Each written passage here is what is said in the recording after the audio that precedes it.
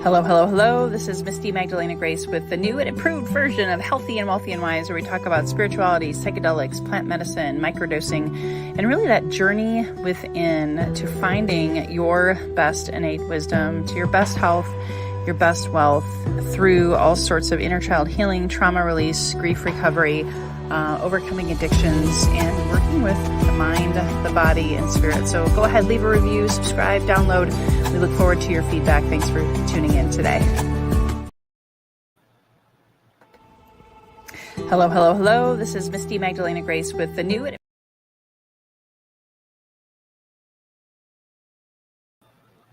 Hey guys, sorry about that. Technical difficulties. Here we are. It's day 2.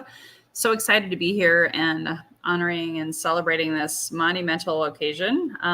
It's very historic. It's day 2.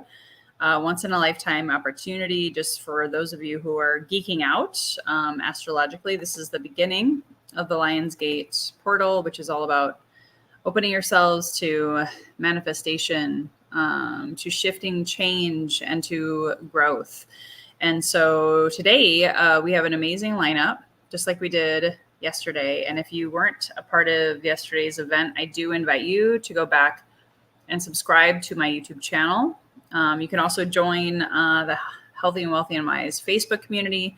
I am now live streaming on my fan page, Lewis Kofi Enterprises. I am also in the Healthy and Wealthy and Wise Facebook community on LinkedIn and YouTube. And we have a big show today.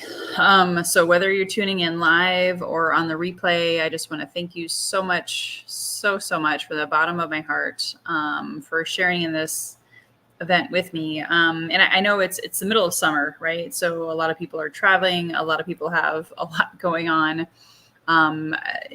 We talked about that yesterday. Like there's a lot going on. People are experiencing more trauma release, just organically. There's so much shifting energies in this world with not just the Lionsgate portal, but the period 9. I'm not going into that today because we talked about it yesterday with Amy Tyson. So I'm going to go over our guests for today. I'm going to remind you, for those of you who are up for the grand prize drawing winnings of the $1,000 giveaways. I'll talk about that in a second. But maybe you didn't attend yesterday. So I just want to reiterate, why are we here? What brought this event on? And really, 3 years ago, last week, so it was the 20th and 21st of July, 2020, I launched my podcast, Healthy and Wealthy and Wise. And so it was pretty scary. It was terrifying, if I'm honest, and just really was afraid to speak my truth. Some of you know my story, but I manifested an autoimmune disease in my throat, which even over the past year, I understand it more. Dis-ease actually starts, I believe, 90%, if not 100% of the time, it starts from a spiritual root cause. And so to launch this podcast, and rather relaunch it into the realm of spirituality and all of that kind of stuff, I wanted to be able to bring guests today, as well as ongoing, as well as share more of my story about how do we really truly heal? How do we really truly get to our best health, our best wealth, whatever that means for you? And what I'm now teaching you guys more and more is to trust your best wisdom. to trust that wisdom that lies within. And it's not easy. It's not easy. If it were, everyone would be doing it, right? Jim Rohn, one of my favorite mentors and speakers in the space of personal development, we'll just call it spirituality. Also, the things that are easy to do are also very easy not to do. And if you know my background, I've coached over 10,000 people in health and fitness, nutrition, habit change, getting off medications, kitchen cleanouts, grocery store tours, push-ups. I have so many stories around burpees. Oh my gosh, we could go on and on. But really that body mind connection, that Rocky, like how many of you love the movie Rocky, right? How you watched him. The reason we love those movies is because they're overcoming their own demons, right? They're overcoming their own challenges, addictions, afflictions, all of the things that make us human. And a lot of us, I believe, are so either out of balance, overly focused on the mind, or even for a time, I was overly focused on the body. I was addicted to fitness, addicted to being a sugar Nazi and all of that, being perfect, right? And then we see people who are addicted to spirituality, addicted to religion. So for me, this new birthed, relaunched podcast is all about being able to recognize, remember who you truly are as a spiritual being having a human experience. You're both fully human, fully spiritual, or fully divine. Yesterday, we called it the God spark within. And that's something I want to just talk about before we have our first guest. Now I'll share with you our lineup today. But being able to recognize that we are spiritual beings having a human experience. What does that mean for you? Like for me, I had a deep religion wound that I denied myself that truth of I am a spiritual being having a human experience. But sometimes along the way, we often can over spiritualize things and get overly spiritual or overly pious or overly religious, whatever you want to call it. And as a result of that, we lose sight of our humanness. And I know for me, I just kind of like really shut down my spirituality and focused on the humanness. So it's that yin and yang and that balance, that dance between being able to really connect with both. That's what I want this podcast to really be about. So that's why, we talk about inner child healing and trauma, because that's a part of our existence. I don't think you can escape it. Actually you could, with addiction and numbing yourself and being out of balance. So yeah, you can escape it, but you cannot run and you cannot hide. And with the Age of Aquarius, or as Amy Tyson said in yesterday's show, we talk about the feminine energies, the different shifts in the world is forcing us to look at it. So that's why there's more anxiety. I talk to people every day. There's more anxiety, there's more uncertainty. There's also this more openness to plant medicines, which is also part of what I talk about and speak about here. So before we get too far, I do want to remind you guys to comment below #live. Where are you tuning in from? #live. Where are you tuning in from? And then this is a live marathon, so feel free to hit the share button. And if you're interested in winning one of the grand prizes that are valued at $1,000, I'm giving away a plant medicine ceremony and a month of microdosing coaching. And right now, I don't know if anybody has qualified for it. You have till 7 p.m. to qualify. So I'll go over those rules really quickly. They are listed on the podcast anniversary website.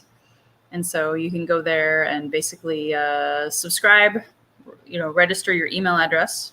Go ahead and subscribe and give me your email address. Then you got to comment below during one of the lives. It's got to be during the live, and you got to say #live. It doesn't count if you're on the replay. So this is like your last little bit here between now and 7 p.m. Pacific. And then I'm also going to be asking you to hit the share button. Sharing is caring. You never know someone who may be struggling with trauma, inner child stuff. Our guests today are going to blow your mind around addiction, narcissism, spirituality. We have a beautiful lineup today. So I just, even just for the selflessness of sharing, giving without expecting anything in return, you never know whose life you may impact by hitting the share button. So that's why that's part of it, right? And then if you can also refer 5 friends between now and 7 p.m., all they got to do is register their email address and name you as the referral source, and then leave a review on iTunes or write a recommendation on LinkedIn or on my fan page. So that's the rules to be in the drawing. And I think right now Shanna Moore has the biggest possible winnings on that. And then my friend Norma, who's going to be talking on my podcast later in the 6 o'clock hour. You guys are all in the running for that. So if you're competitive and you want to win some free stuff, that's what that's for, just to have fun. So anyway, just to reiterate, part of my spiritual awakening and why I wanted to shift this podcast from entrepreneurship to spirituality, plant medicine, and healing is because I learned so much from these sacred plants that reminded me who I truly am.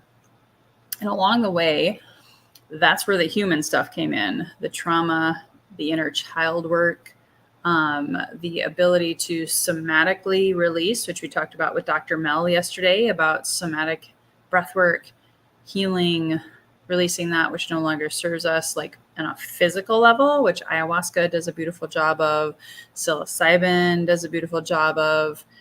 And then what are the stuff that come up for us? So I've talked a lot to my community about the masculine wound, the feminine wound. We all have a mother and a father, whether you knew them or not, whether you enjoyed them or not, or appreciated them, or who knows what may have happened for you. And then you have the ancestral component. So whether you're female, male, whether you're gay or straight, non-binary, doesn't matter. We all have feminine and masculine energies. So you're going to hear me talking a lot about that on this podcast, because what's happening in this world right now is this awakening towards the feminine, rebalancing of what has been so masculine dominant, so patriarchal. Rules, greed, power, money. That's why I couldn't do entrepreneurship anymore, because for me, the entrepreneurship world is out of balance, right? There's so many elements of the world that are imbalanced and focus more on the masculine of doing, execution, all of it, which is important. Don't get me wrong. I'm a mom and a wife, and I have a business still. So, right. So I understand the beauty in that masculine execution and getting shit done, right? And at the same time, at what cost does that? Then as I worked more with the plant medicine, and you've heard me talk about this as well, as ancestral healing. So ayahuasca really helped me unblock some of my ancestral stuff. And that brought me back to many lifetimes of history repeating itself. So if you are alive on this planet right now, I think you are here for that purpose, honestly, to heal your ancestors, to heal the collective, and to be able to let go of that which no longer serves you on a mental, physical, spiritual, and emotional level. Then later on, I think it's in the 6 o'clock hour, one of my clients and dear sweet friends, she mailed me this book. It's called Heal the Witch Wound. And of course, I was like, hell yeah. The same week she told me about that book, I was studying the witch wound with my ancestors and recognizing, remembering that part of the reason I manifested an autoimmune disease in my throat is because I've been burned at the stake multiple times. I've been suffocated, I've been strangled, I've been hung in past lives. And so if you have Hashimoto's is the name. I don't usually mention that because I don't want to give it any power, but I also am sharing that because there may be thousands of you out there who have Hashimoto's. It quote unquote runs in my family. No surprise there, right? Where women in my family have had thyroid cancer, they've had thyroids removed, right? Because we, as women especially, but men too, our throats have been compromised. Our throat chakras have been held hostage and not allowed to speak our truth, right?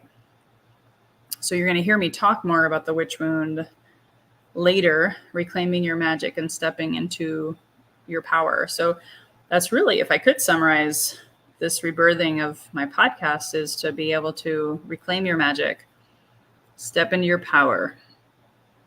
And oh, by the way, you can't do that alone. So each of my guests today, and I see you, Suri, I'm going to call you in a little early if you're okay with that. I love that you're early. This is great because I was feeling kind of lonely over here. Because this is not about me. This is about we and how can we collectively heal? How can we learn from each other? How can we have unpleasant conversations about what's happening for the men and the women on this planet? Because there's so many people that are hurting right now. I see so many relationships breaking up. I see so many people struggling with anxiety, depression. And maybe it's just because I'm a light worker and I'm an empath and I'm in tune with that. But I don't know. I really feel like everybody's feeling the feels right now, if we're honest with ourselves and not just going through the motions and the rat race of life, is everyone's in a process of some kind. And it's because we're called right now at this very exciting time on the planet, I will say, in spite of my own experiences at times where I'm like, what the fuck am I doing here right now? This doesn't make sense. Can I get a mulligan? Can I renegotiate on this? For those of you who know what I'm talking about, you know what I'm talking about. Is there's just a lot happening for all of us in the collective. So I'm speaking to you, light workers. I'm speaking to you, healers. I'm calling you out, calling upon you, and just saying congratulations for what you signed up for, and keep going. Please keep going. Keep doing the work. Keep being you and healing all of the wounds and being an inspiration for so many people, because there's a lot of people going through a lot right now. And that's what this podcast, kind of like in summary, this podcast is meant to be all about transparency, authenticity, having difficult conversations, tears, crying, being able to be real and not the mask that I was wearing when I started this podcast was all about business and, like I said yesterday, being perfect and having all my shit together and, having the experts on about your marketing or your sales. And now it's more about let's have real conversations about the safety of plant medicine, the advocacy, the sacredness. Let's talk about, what's happening in the world of addiction. Let's talk about what does someone go through somatically when they're experiencing trauma again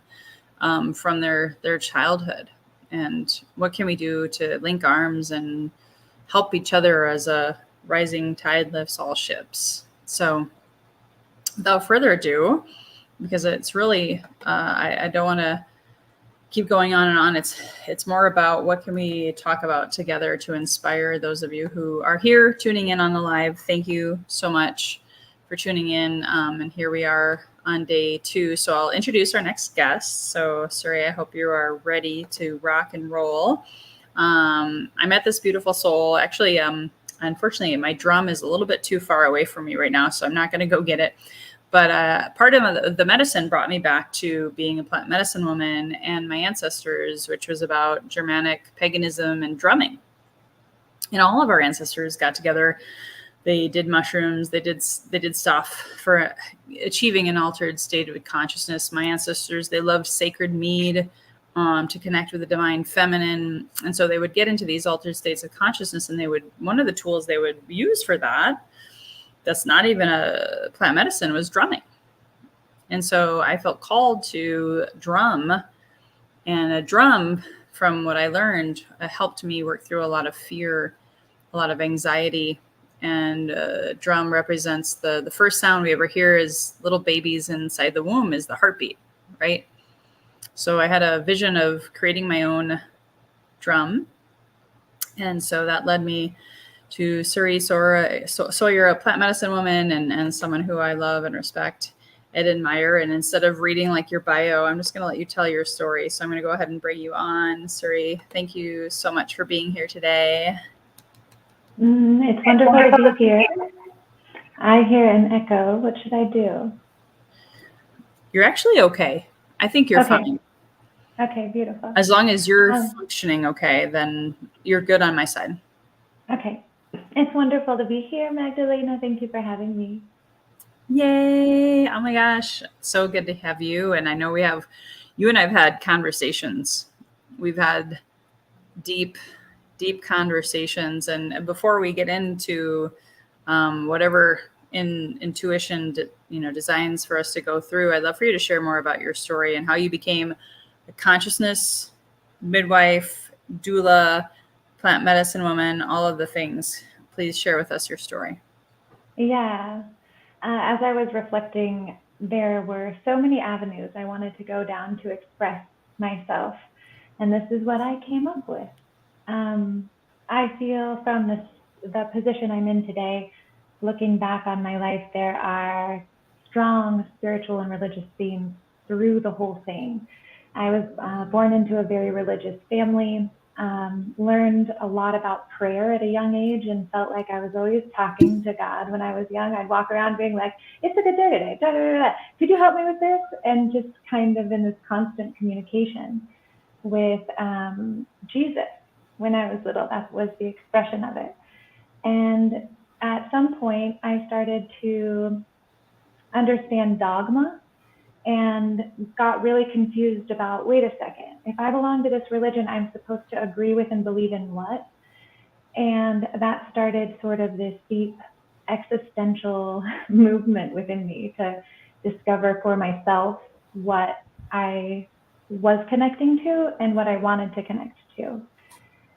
And so I began to firstly believe that there was nothing, because how could like a loving God be doing this with like religion and putting people against each other, and the issues that it causes are greater, I feel like, than the things that it pretends to solve. So I had some years of deep loss of God, and those were lonely, dark years. I tell you what, when I look back on that time, I was depressed in a way that I couldn't even really articulate, but now I can say it was the absence of spirit, because I was cutting it off completely because I didn't like dogma. And then I was introduced to meditation, which I was okay with because there was no God involved. I can meditate. And so I started with this kind of meditation where I would just stare at a wall for like 15 minutes and breathe. And even if I had an itch or a scratch or I felt like I needed to move, I would resist the impulse and just keep breathing and let the intensity of the experience rise and fall. And that led to really loud messages coming into my mind. And the first really, really loud one that got so intense it like came after me was this message that was like, do yoga. And I was like, I don't even work out. Like, why would I do that? And it got more and more persistent until one day I get this phone call, and it's this lady who says, hey, we're having a yoga teacher training. Starts Wednesday. Do you want to join it? And I was like, how did you even get my phone number? Who are you? Yeah, sure. How much is it? And I signed up for it. And I really had never done yoga before, except for like videos, on the ether web. And I show up for that. And that kind of, for me, was the beginning of a lot of things. Like yoga was the first time I felt like I felt connected to my body. Feeling connected to my body increased my connection to my intuition. As I got connected to my body and then my intuition, I was finding a more authentic relationship to God, or that which is greater than me, which I call God now. It's such an abstract thing that we're all trying to describe. I think it's best just to go with what feels good for you. And right now, God feels fine. And then this movement also, of course, like if you're exploring yoga and you're exploring God and you're getting into your body and you're learning about yourself, of course, that comes with a lot of discovery, that some of it's painful and some of it's beautiful, and some things you need to learn how to be with in new ways, which lead you to new healing tools and new ways of perceiving life. And so through my exploration of yoga, different religious and spiritual practices, I started to come up with this idea about like Mayutic teaching. Mayutic teachers are like Plato, for example. It's about philosophy and identifying ideas that are just little seeds in our consciousness, and then asking questions that allow your own consciousness to grow in its own ideas, its own wealth of gnosis, its wealth of knowing the self. So that's what Mayutic teacher is meaning. The other phrase is consciousness midwife. I perceive that here on the earth, as we walk, we die 1,000 times before we die. And we die, to every previous experience. The person that I was, I had to die to the person that I was when I was a little kid. I had to die to the person I was before I had hit puberty. I had to die to the person I was before, right? And we do this over and over. And although my body is still the same body that I came into this world in, my consciousness is not. It keeps evolving. And so I love to walk with people through their own transformation of consciousness. When pieces of the ego die off and leave a void space, and it waits for you to cultivate the thing you're going to birth next. It's all such a beautiful process. And some of us get lost in the mix and stuck in certain phases. And if that's where you are, you call someone like me, and I'm like, all right, let me ask you some cool questions so you can develop the way out in your own mind. It's so beautiful. Thank you. Thank you for, that was amazing. I took some notes here, but I wanted to make sure, are you complete before I? Well, I will just add this in the mix, because this is a plant medicine experience. Sometimes one thing I did for a long time was teaching preschool. And so I feel like with that, I have a really fun way of bringing about information that moves around your ego defenses, because it's like a child. And the other thing is, I was discovering and studying plant medicine at the same time that I was teaching preschool.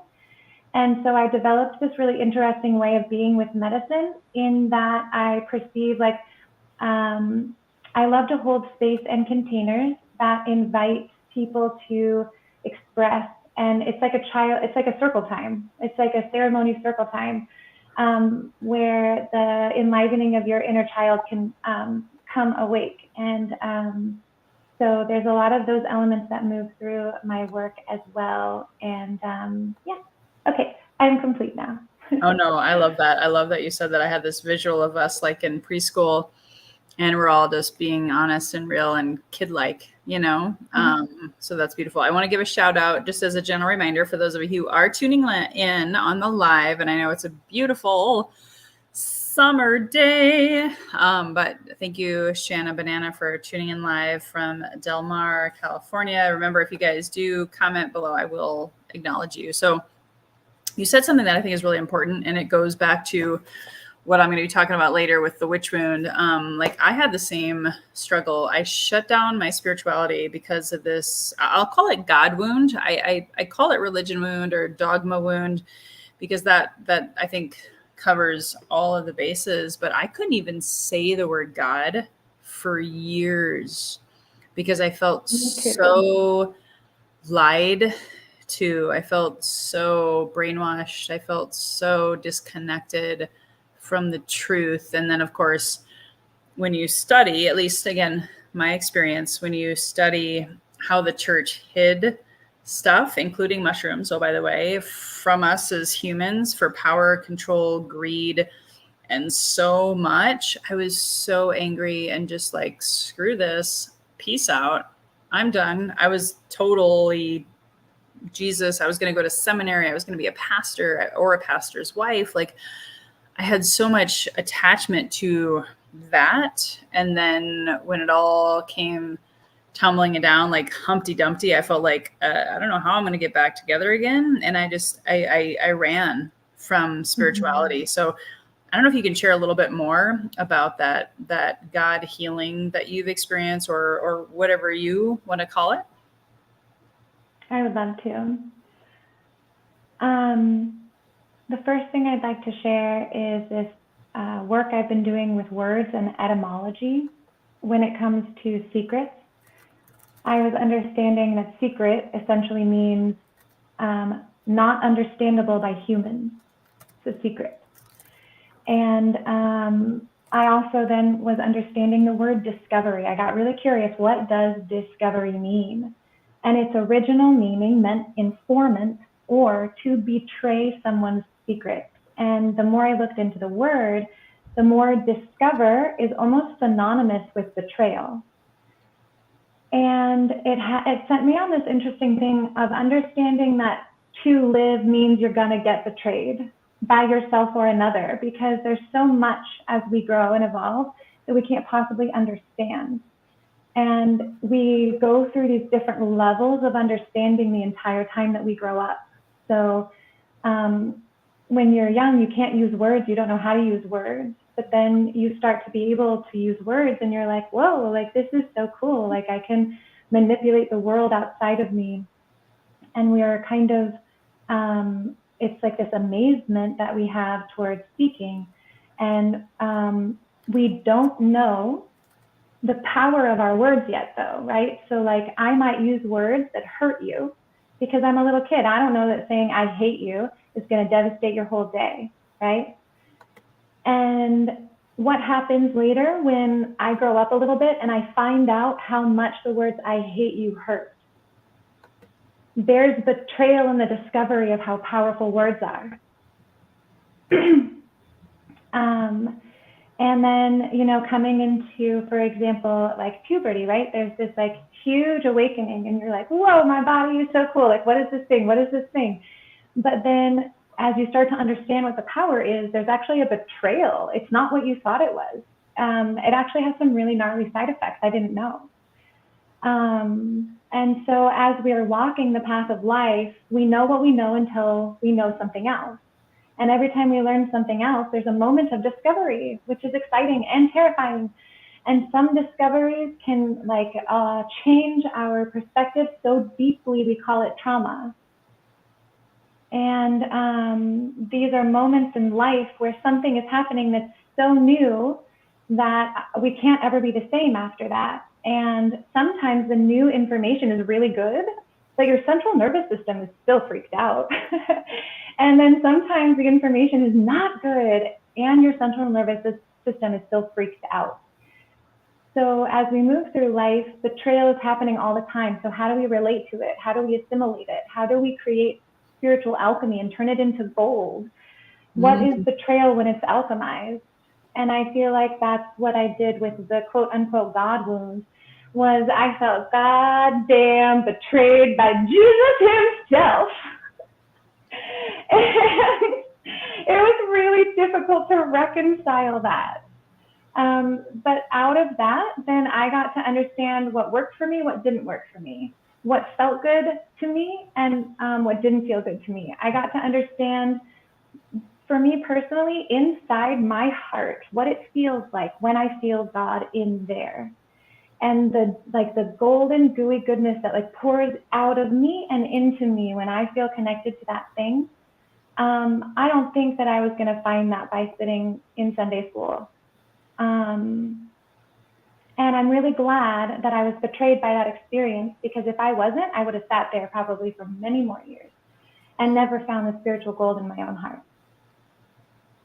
Wow, that's a profound statement, because Jesus himself was betrayed, right? So right.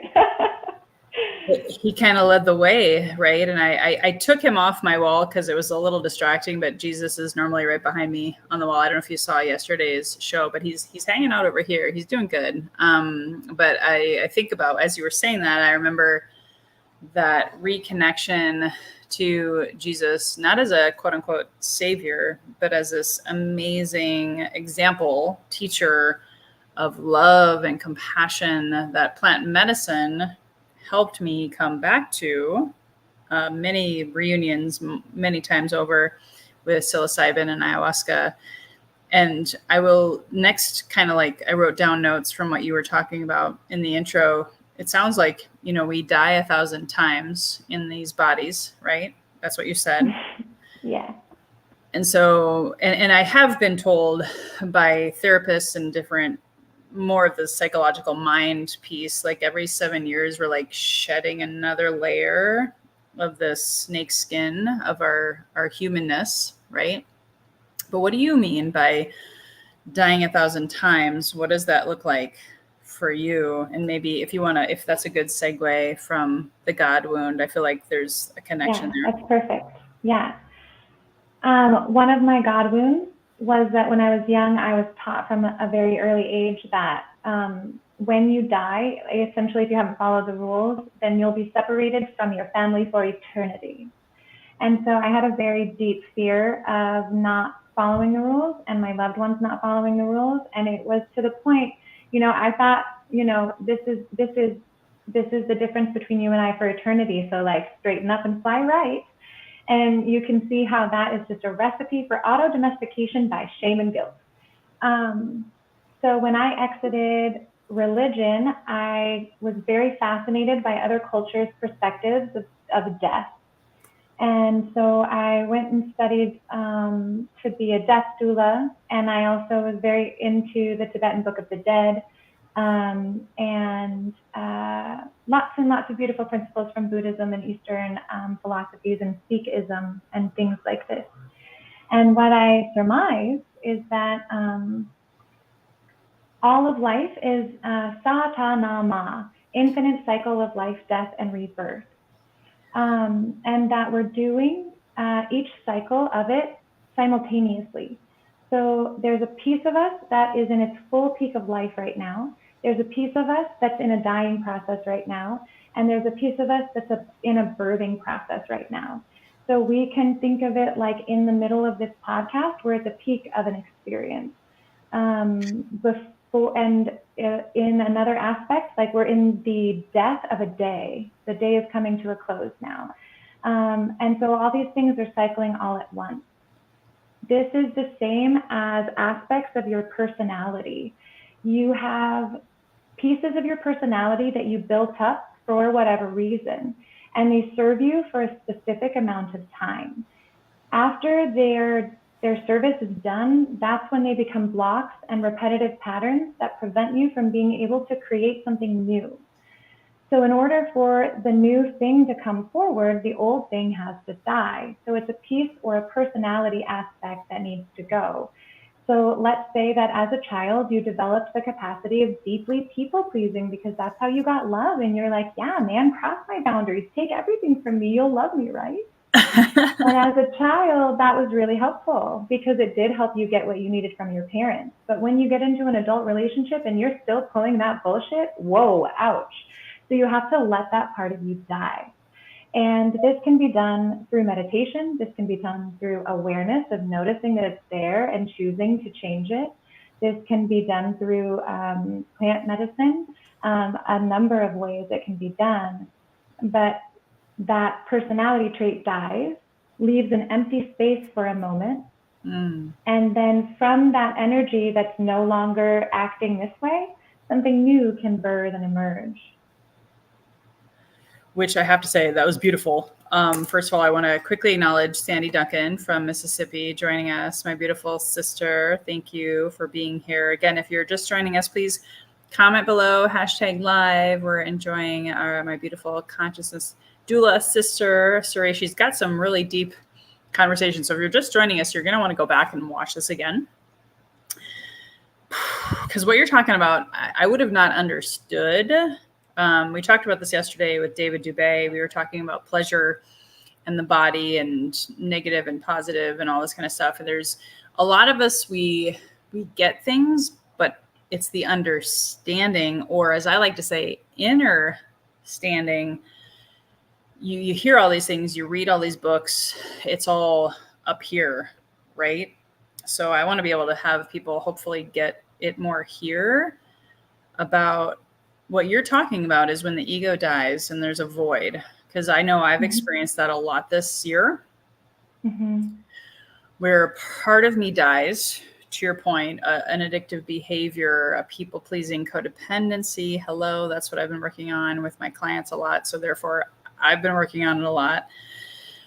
And so when that part of you dies, there's a void, and that can be scary. And we are not given the tools, in my opinion, in school, in church, in whatever training. This is like, you're like boots on the ground, frontline.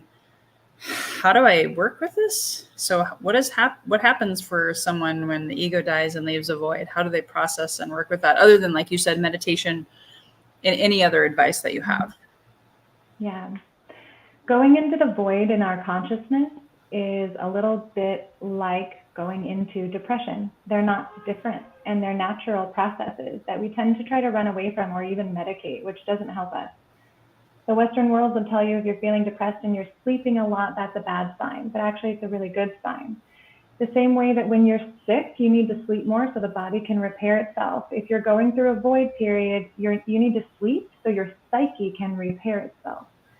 Of course, there is a point where this crosses the boundary and you need to start like working out, maybe to take a walk, but sleeping more when you're in the void is really helpful because you can process things that you otherwise couldn't.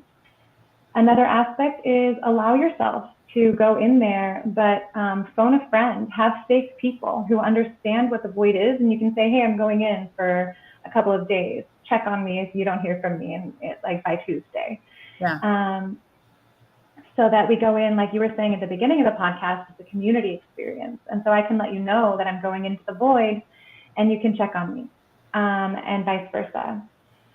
The other aspect is to remember that going into the void is like going through a portal, if you will, very much like a black hole or a wormhole. On one side, you were one version. As you go through the middle, like a birth canal, or it's pulling you in, it's dark and it's scary. And like we all are birthed through blood and pain, right? And the void isn't really that different.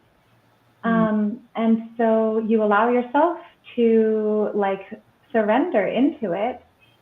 Your mind is like a little bit of a labyrinth, and so it's important that you don't allow yourself to get stuck.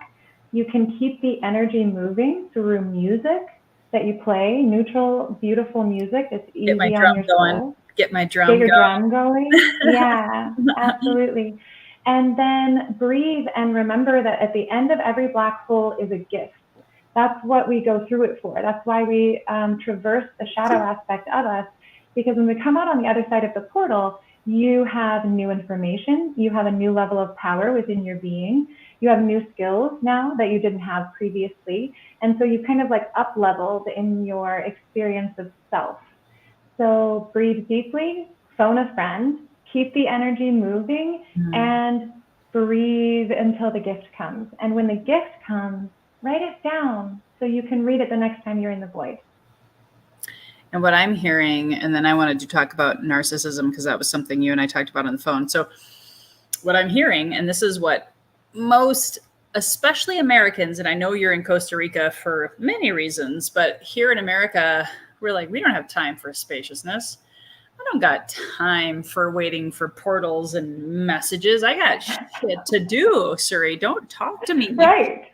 About meditation and creating spaciousness because I got bills to pay. You know, I got all of this stuff, right? Because that's where I was at when I started this. So when I tell my clients, hey, you might want to create a little more space, maybe less time on social media, maybe more time in meditation, even if it's 1 minute. I even tell people it took me a year plus to develop a meditation practice. And I was actually already meditating before that.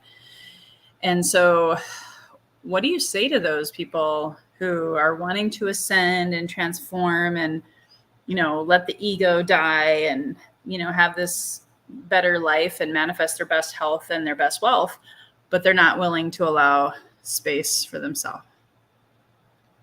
Yeah. I would say that there's a cause or a need for true assessment of goals inside the self. Because it is true that at any given day, you only have a certain amount of life force energy to give. And so it's important that you're discerning about how you're using your life force energy, and be very honest with yourself about the way you use your energetic resources in superfluous and not useful ways. And decide, honestly, I don't actually need that. And I'm going to move through a period of discomfort to change that habit. And watch myself fight myself. That's my favorite part, is I'm like an experiment, right? When I want to change a habit, I'm changing the habit, but I'm listening to this other voice in my head be like, no, not today. I just want to take a nap. I'm not going to do yoga. And I'm like, come on, little one. And so I do think it's like I'm calling on everybody for radical accountability. Like, look inward. Where do you actually have the time to do it? And you're just making excuses. That's what I would say. Yeah, I call it managing the inner toddler. And trust me, even though I was a personal trainer, and yes, I was an Ironman triathlete, trust me, there's been a lot of, I don't know if you ever saw the movie Peaceful Warrior, where if you haven't, you've got to watch it. I'm just throwing it out there. Watch it tonight if you can. But he's like fighting himself. It's his ego self and his like, portal ascending self, and like wanting to die and just going through that process. I mean, that's really what we're all called, I think, to experience and to do. But thank you for that. I guess as our final topic, as we start to wrap it up here, we talked about narcissism, and I know that has been brought up due to recent presidents we may or may not have had in the U.S., not getting political, but just saying. And then it just keeps coming up. And I know it's a trauma response. I know it's a deep wound from the patriarchal world that we have been living in for the last 3,000 to 4,000 years. So why are we wanting to bring that up? Do you want to shed some light on that topic? Yeah. So in my last couple of years working with ayahuasca, there's been really strong themes for me about learning to understand the mechanisms of this thing that we're currently calling narcissism, but has been known by many names. So in my understanding of it is like the stuff we're calling narcissism are symptoms of a psychospiritual illness that we as a collective on the earth are experiencing. You can take it this or leave this, right? These are just ideas. So the Native American people in the North American area, the Lakota, had a word for it called Watiko. And another word was like Wendigo. A correlation would be in Buddhism, the hungry ghost.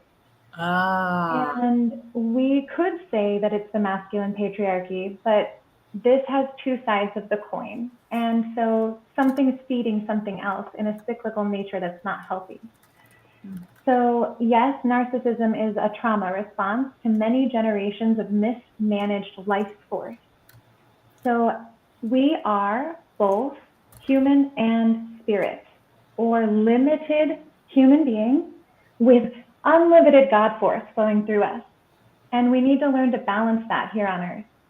And so we go through periods of experiencing our extreme limited nature, and then periods of recognizing just how goddamn powerful we are. And in each phase of growth, we experience something called neurotic innocence. And this goes back to like learning to talk and not knowing the power of your words, but you're just so excited that you can speak. So you're like, blah, blah, blah, blah, blah, blah, blah, blah, blah, without knowing the effect that power has. So what happens is your parents, your mother and your father are supposed to attune you to the power of your voice. But that doesn't really happen in our culture anymore, because no one's telling the child how their words impact their life, really, right? And then it's the same with moving your body. Yeah.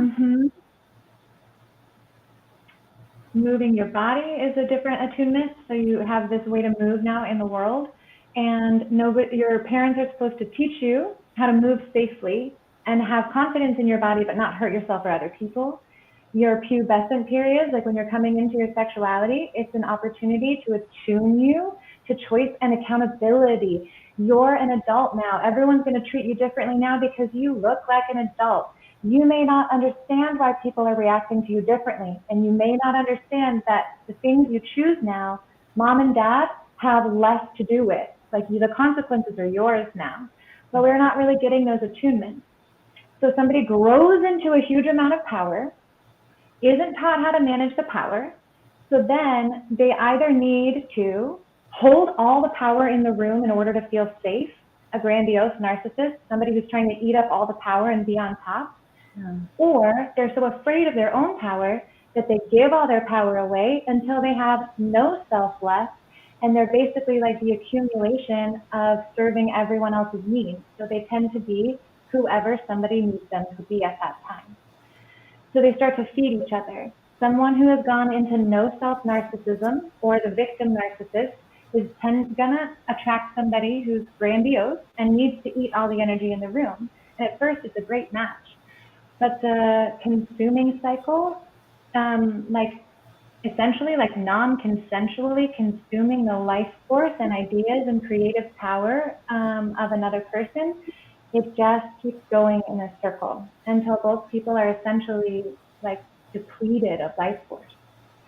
And so the way that this correcting this would go is coming back into right alignment with our spirit, infinite capacity, with our true limited capacity, and attuning ourselves culturally. So to reattune our sexual energy means to reattune both the men and the women to what it means to hold their sexual power in a responsible, loving, and caring way, which I think we've lost sight of massively.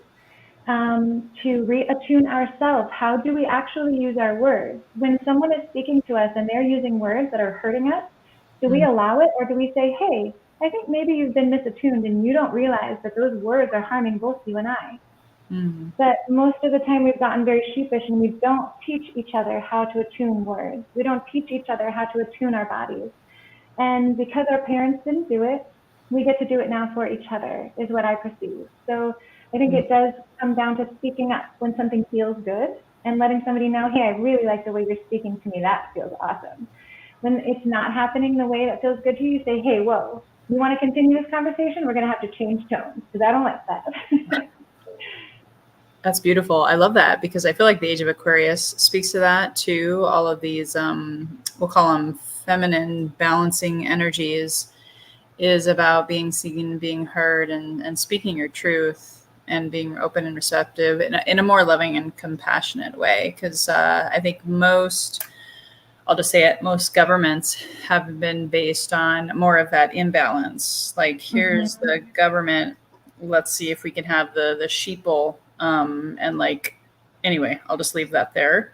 To be able to like control and have power over. And I think that's one of the reasons why plant medicine is coming back to help us reclaim our sovereignty, reclaim our truth. And again, preferably in a sacred way. You guys are going to hear me say that a lot on this podcast, but I just really appreciate you. That was a beautiful way. I've never talked about this topic either on my previous version of my podcast. So thank you, my dear sister, for sharing that. Tell me, where can people find you, and anything else you want to share as we close here with you? Yeah. So you can find me at womanbealive.com. And I suppose the last thing I want to share is just to close up this concept on healing the narcissistic wound, or the Wetiko wound.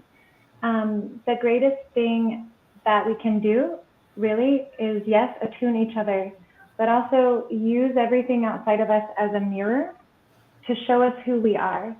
Because one of the biggest issues is that we're pointing a lot of fingers at everybody else, saying that you're doing this and you're doing this and you're doing this. And it is true that if you are saying it about another, that frequency is alive in you. And so calling for like a radical, like, look at self. I do it to myself all the time. When I'm speaking to people, I'm like, ooh, wow. I was just vying for power in that conversation. Like, I really wanted to say some things that made me more like superior than that person. I had to really check myself. You're human. And so, I mean, right? So I think calling for like radical looking at self. Yeah, okay, so womanbealive.com. I've had a beautiful time. Lois Magdalena, congratulations on your launch. And I look forward to speaking with you again soon. Well, I have one more question for you. Yes. Before you depart, when you hear the phrase healthy and wealthy and wise, what does that mean for you? When you said it, all I had was a feeling, like golden bubbles just like bursting from my heart. So I perceive that healthy, wealthy, and wise is a feeling that lives inside of us. I love that. Thank you. Embodiment. Beautiful. Yeah. Blessings. Thank you so much. Enjoy your evening. Thank you. All right, guys. So thank you guys so much for tuning in. We'll be having more guests shortly. I'd love to hear from you. If you want to comment below, #live, where you're tuning in from. If you want to share more about any questions, any comments, any feedback. This is your time before we bring in our next guest. I do have, just so you guys know, I have a hypnotherapist coming on. I do have people talking about how microdosing, so speaking of microdosing, how microdosing helped them with their vaping addiction. So there's a lot of people talking about cannabis and vaping and the decriminalization of all these medicines, and again, also how they have been abused and misused. And you're going to hear me talking a lot about that on my show. And so I'm really excited to have someone coming on to share more about his journey with his vaping addiction and how microdosing helped him. And so until I hear from anyone who wants to comment below, I just wanted to let you guys know part of my passion and relaunching has to do with a new and improved microdosing subscription. So as of today, I'm unveiling microdosingforhealth.com. It is my new site. It's a 3-tiered level microdosing subscription. So, and it's mostly focusing on the Cappy Vine, the legal ayahuasca microdosing element that I talked about with my sponsor of this event, the Soul Vine, and it's part of my giveaway. It's my second place prize if you follow all the rules and enter to win. So really expanding your consciousness, really getting into your heart space, really releasing some of that narcissism that we all have. If you understand collective energy, we all have that power, control, greed, being in control of someone, and also that person who like just kind of like, we'll just say, for lack of a better word, just takes it. And so to be able to help you heal and to bring things into balance, the masculine and the feminine, we definitely want you to be able to focus on that. So microdosingforhealth.com is my new website, and it focuses on my 3 tiers subscription without any medicine, with medicine, and then also with integration. Because you'll hear me talk about this. Like I'm a big proponent for not doing this by yourself. Based on what Suri just told you, when you're having a consciousness awakening, expansion, releasing trauma, like we talked about yesterday with Dr. Mel, you really don't want to do this on your own because there can be some really heavy, intense stuff that comes through. And so if you want to check it out, microdosingforhealth.com, I do have a sale, 50% off of all 3 tiers with or without medicine. So if you already have your own medicine, plant medicine that is, and really probably almost any, I focus and specialize in psilocybin and ayahuasca, but depending on the person, maybe you're also doing a deep dive. And most ceremony spaces don't provide support after. And I'm talking about central nervous system support. I'm talking about meditation. I'm talking about accountability. I'm talking about all of the things. So if you want to save 50% between now and Tuesday, it's a full moon on August 1st. So it's also a great time to like start a new month, start a new experience.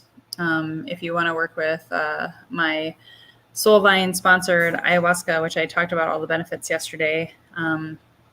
that is part of my gift back to the world as we start a new month and as I'm relaunching this podcast into spirituality, consciousness, healing, trauma release, and all of the things. So without further ado, I do have someone here as a guest, and I'm super excited to have you here with us, Josh. So I'm going to bring you on. I'll just share a little bit. Josh and I met through business networking in Minneapolis, Minnesota. Very skilled hypnotherapist, NLP. He's got an amazing, vast background, very amazing being. And he reached out to me not too long ago. We reconnected. And Josh, I'm just so excited to have you here today. So I'll bring you on right now. Hi, Misty. Hey, you made it back. I made it back. Yes. I know you were traveling and had a bit of a day. So thank you for making this happen. Yeah, you bet. And I was at a conference. There were several people also there. Their planes all got canceled. So mine was smooth. So yay for me. Yeah, you it's because you agreed to be on this show. I'm just going to say, I'm just going to call that out. Good karma for you. So tell us a little bit about who you are and what you do and who you serve. Sure. Well, I help entrepreneurs and business owners, creative professionals, no longer be stuck in their life. And that's often things like smashing the imposter syndrome, the analysis paralysis that holds you back, or sometimes it's to stop trying to be what everybody else expects and actually step into that true, powerful self. And then really, and just enjoy living the life that you've been meaning to live for maybe quite some time. Right. Yeah. I mean, I know that's where I kind of like hit the wall 2.5 years ago, is that imposter syndrome. Even launching this podcast, I told people I was terrified. And I know you just launched a podcast. So tell us a little bit more about that. It actually launches on August 1st, the full moon. Very intentional with that as well, as I'm sure you are with that date. Yeah, it launches August 1st. It's called Super States, and it is about using trance states to for personal or professional development. So in the podcast, I'm talking to experts on hypnosis or any kind of this type of change work that I specialize in, psychedelics, breath work, and sexuality. Now, how all four of those things can create a trance state, and in that trance state, you can make powerful changes. I love that. Awesome. And I'm super excited that I got to be one of your guests. And Yes. I would love now, shamelessly, just, selfishly, you came to me and we talked about microdosing, and I'd love for you to share, why you connected with me about microdosing and what your results were. Well, we happen to just be talking and catching up, because it's been a while since we had connected, and I had no idea that you had moved into this space, which is a very strong interest of mine. So I decided, let's try this out. Let's just see what happens. And I didn't necessarily have big problems in my life.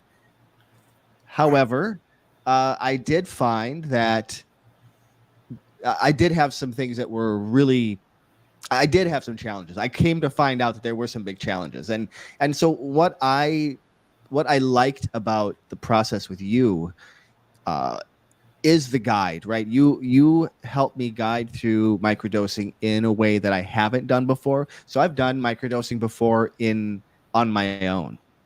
And I think one of the biggest takeaways that I got from working with you is creating an intention around this process every day, and putting, doing a ritual around this every morning. For me, it was every morning, which then set me up to be a little bit more aware throughout the rest of the day. And during the process of the microdosing coaching that I did with you, I ended up shifting my life around quite a bit. And it actually led to the podcast. Now, it wasn't the only thing that led to the podcast. I was also doing some other coaching. So there was a couple of connecting things that all led to all this stuff happening. But it was definitely, it helped me get really clear on areas in my life that I thought were important, but actually were not important at all. Wow. And that's a compliment, I will say humbly, that, you know, with all of your work in hypnotherapy and consciousness expansion, and you've done a lot of beautiful work. So to have that, and you were so great about your daily ritual and creating space. Do you want to speak maybe even to more about how creating space for this intention and this commitment was a kind of a catalyst? Yeah. And it really is a commitment. That is the thing. Like you could go into this and not have that commitment. I think you would miss out on some of the benefits. So I can tell. Do you want me to talk about what my process was? Is that what you're I would love asking? that. Oh Yeah. yes, that would be amazing. Sure. So each morning, and I think I did 5 days on, 2 days off. And I would start, and I would do it first thing in the morning. So for me, I have found that if I don't meditate first thing in the morning, it's not going to happen. So my process was to do this first thing in the morning. And I would start with a centering exercise. And then I would sit with the medicine, and I would hold it. I would state my intention and like put it into the medicine. I think of it like, I can't remember the doctor's name who studied the crystals in water, but do you know what I'm talking about? Yeah. So when you would write positive statements on a glass of water and then freeze the water, you would get crystalline structures that were beautiful. And if you would do the opposite and put negative statements, you would get kind of chaotic crystals. So, you know, that's the idea of, it's really about affirmations. Anyway, regardless, I would put that in, and that's how I kind of imagined I'm charging up this medicine, and obviously it's got its own power to it. So this is more like giving it focus. It's a co-creation. I just want to interject. It's like a co-creation. The medicine can do anything, but in this particular instance, I'm asking for this right here, this little focused piece. And by doing that, and then I would take it and I would meditate for about a half an hour, and then journal what occurred, what came through that meditation. But really, mostly what would happen is I would go out into the day then, and I would get feedback from the universe. And that feedback was, when I would review kind of at the end of the day, that's where I would see the insights that were coming through. So for instance, I noticed I was reacting in negative ways when I was going to certain events, and I started to notice, oh, this is a state here that's getting activated when I'm doing this, and I just started to become way more clear on, well, maybe I don't have to do that. So yeah, I mean, it doesn't sound really that incredible, but it was pretty powerful to, I think it shook something up in me so that I could see that these things were not actually important. Beautiful. And I don't want to speak for you. And again, always your own sacred yes or sacred no. I want to honor, the more you share, the more impact you may have. Do you mind sharing an example of one of your intentions that may have led to like a breakthrough? Like, what did you speak to the medicine, if you care to share? Oh, let's see. I think I had 3. Because I remember them, but just so you know, as your coach, but I don't want to speak that for you. I had 3 different intentions. I know one of them was about bringing like dominance energy, like a powerful, calm, confidence kind of energy. That and I would go back to that one multiple times because that was really important to me to embody that kind of feeling.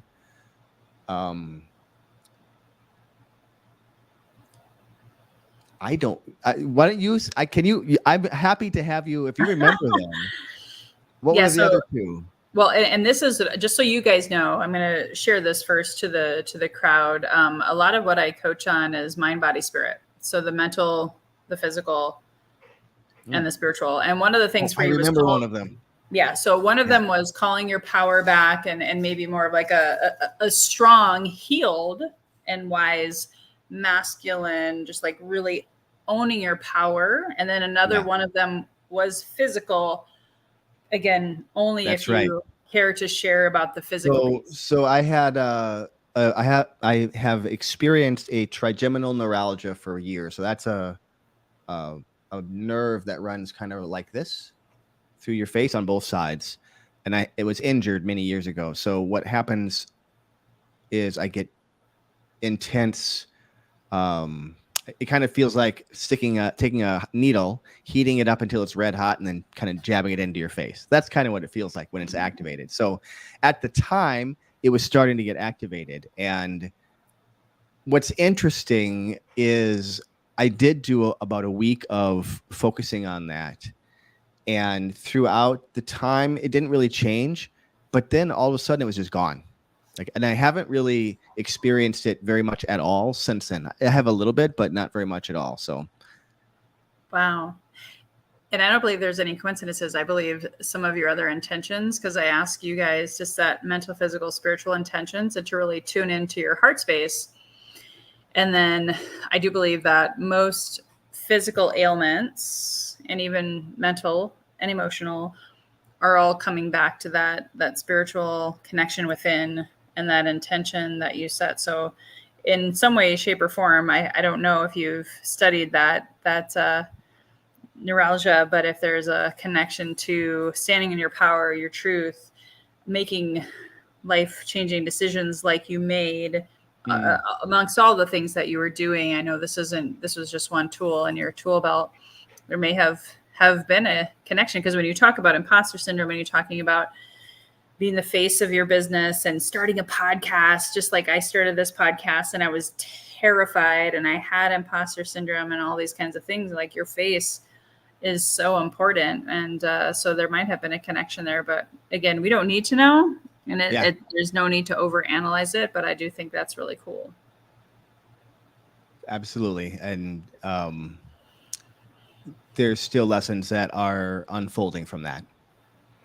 Yeah. Yo, and thank you for that, because I think just kind of as we wrap up here, if you had any other words of wisdom or advice for people who are looking into microdosing, and just for those of you, if you weren't on yesterday, just want to define that really quick, is microdosing is usually 500 milligrams or less of a sacred substance, like usually psilocybin is what I specialize in.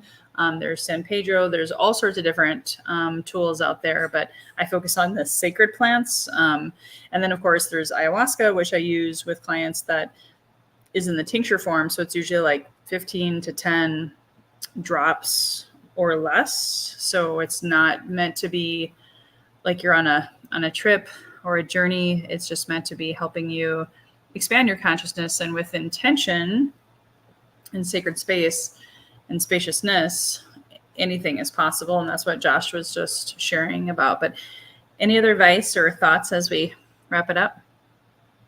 If you're curious or called, that is a message, and I would listen to that curiosity and explore it, because that's not just you. That's the medicine calling you. Beautiful. Well, thank you so much, Josh, for sharing your wisdom. And I may or may not get to see you in Minnesota next month, but just wanted to say thank you from the bottom of my heart for taking time after a big travel day. And I hope you get to have some rest tonight. Thank you so much. All right. Thank you. All right, you guys, that was Josh Peters from Minnesota. And just wanted to acknowledge Adina is back for more. Thank you so much for tuning in and sharing your light with us. And then unfortunately, if you're hashtagging live, make sure you put your name just in case, city and state where you're tuning in from so I can acknowledge you. With the Facebook Live, I don't always get to see your beautiful face or name. And to Josh's point, and this is, again, my experience as of today. It's kind of like what has happened with cannabis, for better or for worse. You know, there's been a lot of legalization of that and a lot of people trying to DIY it. And they're not really finding a shift. It's not meant to be, even microdosing, by the way. Unless you're on a shamanic path, microdosing is not permanent. It's not like pharmaceuticals. It's not meant to be an addiction transfer. Like, I had one client who was addicted to alcohol, and they were just thinking that, oh, well, I'll just take all of this, you know, capsules of psilocybin, and that'll just replace my addiction for alcohol. No. The whole idea is to expand your consciousness, have support and guidance, like Suri and I were talking about earlier. If you didn't get to see that interview, it was very, very profound, and I invite you guys to check that out. But microdosing is not meant to be done on your own. So if you have questions, please reach out to me. I also have a brand new subscription that is not one-on-one coaching, but it's even more affordable than my one-on-one coaching. Building community. There's a lot of people who feel alone, isolated, separate. And just like what Suri was talking about, we want to help you expand your consciousness safely and in community. So whether you want to be a part of my lower level tier, which is only $97 a month at full price, or you want to be at the higher level, which is more intimate and more focused, for $497 a month. Right now, I'm offering a sale up through August 1st, which is Tuesday, the full moon, 50% off. So if you already have plant medicine, if you're already microdosing with something and you don't need the medicine, I have 5 fundamentals that I focus on: breath work, which we talked about yesterday with Dr. Mel; meditation, which pretty much everyone has talked about on my show, how important that is. And I was really avoiding that like the plague for a long time. Quieting the mind, going into the stillness, connecting with that God spark within is a huge game changer, and especially with plant medicine. We talk about nutrition. We talk about Kundalini yoga, chakras, and all of the life force energy. We were talking about life force energy on the last interview, and making sure that you can refill your cup, because we really only have, and this is my experience based on business, based on fitness, based on nutrition and health and my background, we really only have 2 hours a day, guys. 2 hours a day where we're like super on and super focused and high level, even no matter what age you are. And then what happens if you have trauma, you have stress? Hello, stress is the #1 killer on the planet. And if you have kids and a family, business, you know, even just your day job, that's stress. Traffic is stressful. So if you're operating at a lower vibration because of all of those aforementioned things, you might not even have 2 hours a day where your life force, your prana, your chi is at a high level. So what would it mean for you if you could raise that level? What if you could have a solid 2 hours or more every day where you could have mental, physical, spiritual awakening and presence, feeling more connected? And I will tell you, that's something that I could not do alone. I tried microdosing on my own and it didn't go so well. I tried doing it without community. Didn't go so well. I think a lot of us, it's kind of like that toddler. I can do it myself, right? That separation. I'm sorry. Good luck with that. And I don't mean any harshness with that, but I also do have concerns that you may hurt yourself or others by trying to do it yourself. And so you're going to hear me talk a lot about that, especially as they decriminalize and legalize these medicines. There's going to be a lot of people who unfortunately probably die as a result because they're not having the right support, the right tools. People die every day of overdose of prescription medication. So at the end of the day, if your philosophy is do no harm and do the best you can, don't microdose or do plant medicine on your own. Consider having someone to support you, whether it's me or someone else. It doesn't matter, as long as it's someone you trust and someone that you believe has your best intentions and mental, physical, spiritual, emotional health in their heart for you to live your best life. And that's the other thing with microdosing or deep dive. If you don't have a counselor or therapist, or if you don't have an integration coach, I would not recommend sitting with plant medicine, even if it's in group and in ceremony. There's so much that can come up, like with what Suri said. She's a great resource, a great connection. I also do recommend a good therapist who supports plant medicine, right? Because there are a lot out there that don't support it. Just make sure that you're supporting your mental body, your physical body, your spiritual body. I'm focused more on the physical and the spiritual, but my programming is all around mind, body, and spirit. So check out microdosingforhealth.com. There's a promo code for you to receive 50% off through Tuesday, August 1st. And oh, by the way, if you are in Minnesota, August 12th, we have a huge event coming.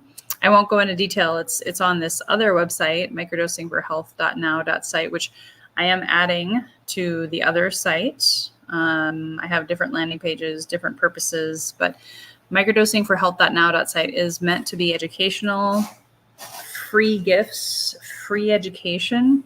My primary focus is microdosing coaching as a plant medicine woman and spiritual teacher. And I'm here to help. I'm here to serve. My goal, my vision is to have 1,000 people inside of my community by the end of the year. So I need your help. I can't do it without you. No one succeeds alone. Referrals are premium. So if you're watching this live, please go ahead and hit the share button. Sharing is caring. You never know who you might inspire.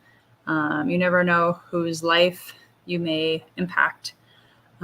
So feel free, if you're just joining us, comment below #live and where you're tuning in from. I'll do one reminder here really quick, because right now I don't know. I know Shanna Lee Moore is in the lead. She's so far, I think, the most qualified, but I don't know if she got all of the referrals in. So hopefully, Shanna, you did. But I'm giving away a plant medicine ceremony. So we have one in Minnesota in August. We have another one in Joshua Tree in September. We have 2 in October, one in Phoenix and one in San Diego. So you can qualify for one of those if you follow the rules. So you got to submit your email address to my podcast anniversary website, which is now on the screen. Go ahead and comment #live, city, state where you're tuning in from during the live, so it can't be on the replay. And then hit the share button. Sharing is caring. So I see you, Sandy. I see your message. It's all good. Appreciate you. So hit the share button during the live. That also is the next step. The final 2 steps is if you refer 5 friends to the website who put their email address in and mention your name as the referral person. They have to put your name in.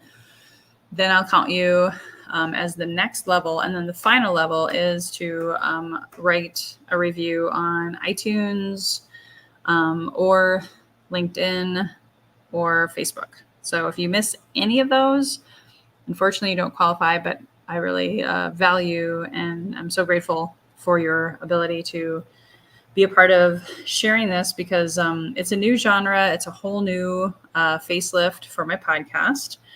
So I do know it's also the middle of summer. There's a lot happening in the world right now, but we are so grateful to be able to share this message with you and with those that you care about. So right now I see my next guest. So I'm getting ready to introduce you. Caesar, welcome, welcome, welcome. So I met this gentleman as a result of my interview on Webdelics.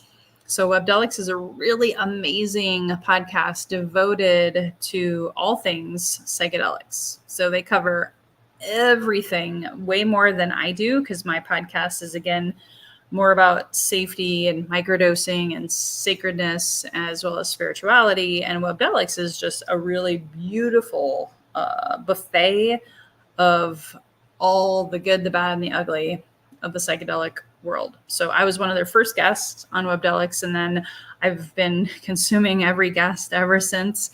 And when I saw Caesar on there, I was like, oh my gosh, this guy is speaking my language. He has a background in vaping and in business and in life and juggling all the things. And he found microdosing as a tool to help him change and transform from the inside out. So Caesar, I hope you're ready to come on and shine your big smile with us here.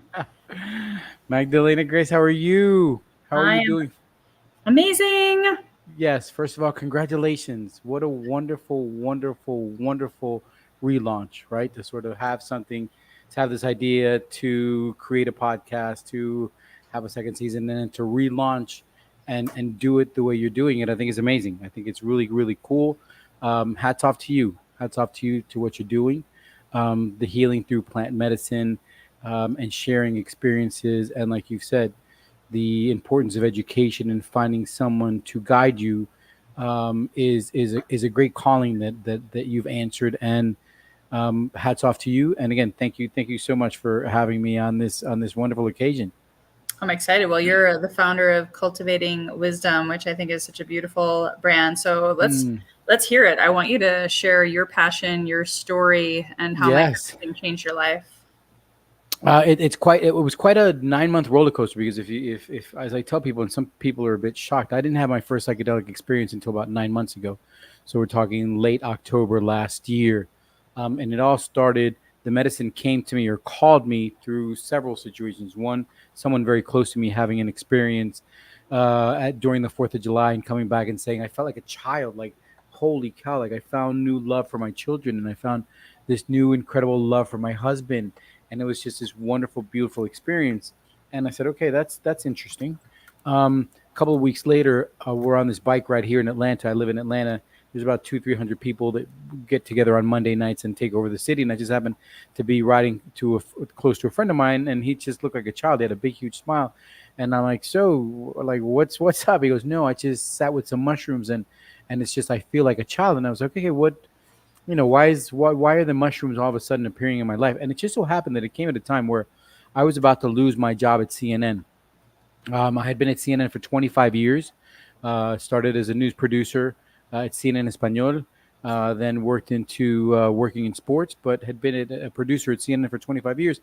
And because of a merger between Discovery and Warner Media, or Discovery buying out Warner Media, I knew the writing was on the wall that I could potentially lose my job. And it's just incredible that the medicine happened to find me at that moment, which was crazy in a bit. And as I go into this with a recreational curiosity, because at the time I'm battling a cannabis addiction. I was addicted to vaping cannabis oil, and it was a crutch that was holding me down. And I'm a big believer that it's not the substance, it's not the cannabis that's the issue. It's the personality. It's the person. It's a human who is leading with the brain and not with the heart, right? When the brain says, "Oh, you know what? One more hand, and I promise we'll stop gambling. Just one more drink, and I promise you we won't drink again." It's not until the heart says, "You know what? Okay, we're done. This is over. We're destroying ourselves. We're missing out. We're sort of escaping," that you really get it. So it was out of a recreational curiosity that the medicine comes into my life, or that's the way the medicine decides to come into my life, by saying, hey, you want to find out a new high? You want to find out, what it's like to hallucinate? And it's crazy, because I tell people, the first time I ever try psilocybin, I didn't know any better. I thought it was like cannabis. You smoke and then you get high, you get in an altered state. So I have a small piece of a chocolate bar, which unbeknownst to me, it was a microdose. So I really didn't feel. I felt a smile, but I didn't really feel, any of what I was hoping to feel at the time. And it wasn't until a week later that then I say, okay, let me take a dive, and I have half of the chocolate bar, and that's when I pretty much say that was my awakening. Right, that was the moment where the medicine said, "This is what it's like to be alive. This is what it feels like to breathe. This is what your hands feel like. This is what it felt like when you were a child." Right, this is that sort of being on a bicycle, and it was a dosage enough where I wasn't impaired to a sense where I couldn't function, no, but it was enough where I really got the sense of what life was about. But as I tell people, there was something strange or different than any other substance that I had tried. And I grew up in the 80s in Miami, so there was enough substances to go around everywhere. But never had I felt on the drive back home, there was like this conscious awakening that said, you shouldn't be driving like this. Like, why are you driving like this? Where with any other substance, it would have been like, oh, you know what? I'm fine. I've driven home worse than this. Or, you know what? Just light up another one and we'll be fine. So there was this awakening. And when I got home, I was like, what just happened? And as a journalist, I started researching, and I said, what was it that these substances did that made me feel what I felt? And I start realizing that, wait a minute, this is being used as medicine. Like, this is being used to heal people through PTSD and trauma and anxiety and depression. And I come across this term called microdosing, and I read that through microdosing, there's a potential to deal and combat substance abuse and substance dependency. And that's when the heart said, did you read that? And the brain was like, no, wait a minute, hold on, keep reading. You didn't read anything. Just go to the commercial, go down. And the heart was like, maybe that's it. Maybe that's what you're looking for. And I started to research, and I reached out to people who were in the space. I reached out to the Psychedelic Association here in Atlanta, who has some wonderful people and has some wonderful integrators. And they taught me a lot about intentions, and they taught me a lot about integration. They taught me a lot about what to look for, right? What to sort of really be on the lookout if I were to start a microdosing practice, and how to really, like you talked about, community. You can't do this alone. This isn't something you want to do alone. And I understand that there's people that might live in situations where there is nobody that they can sort of. There are people online, but that one-to-one connection. But to make sure, like you said, that you find your community, that you find your people, that you find your group. And in all of this, I find my group. I go, wait a minute. There's a subreddit group under microdosing that's 250,000 people. That's like 250,000 people microdosing or interested in microdose. And I reach out to them and I say, look, this is my situation, and it's a wonderful community, and everyone's very loving and everyone's very caring. And as I start to microdose with intentions of, okay, what happens after CNN? What am I going to do? I mean, there's the potential that I'm going to get laid off. So be ready. Imagine, Magdalena, at 55, I've been there for 25 years. That was half of my adult life. That pretty much identified who I was up until then. But the medicine said, don't worry, we're going to close that 25-year chapter, and we're going to open up a brand new one. And in all of this, I said, you know what? I want to manifest the fact that I'm using mushrooms, that psychedelics are changing my life, that I'm using them responsibly, that I'm educating myself. But everything that's out there is very trippy. It's very tie-dye. It's very psychedelic. So if I wear something like that, a guy with gray hair is 55 years old, what are people going to say? There's a part of the population that's going to say he's a hippie, he's a stoner. Put you in a box. He's going to put me in a box. I'm not going to listen to him. Why am I going to listen to him? He's at a Grateful Dead concert. He's probably going to try to sell me some acid or something.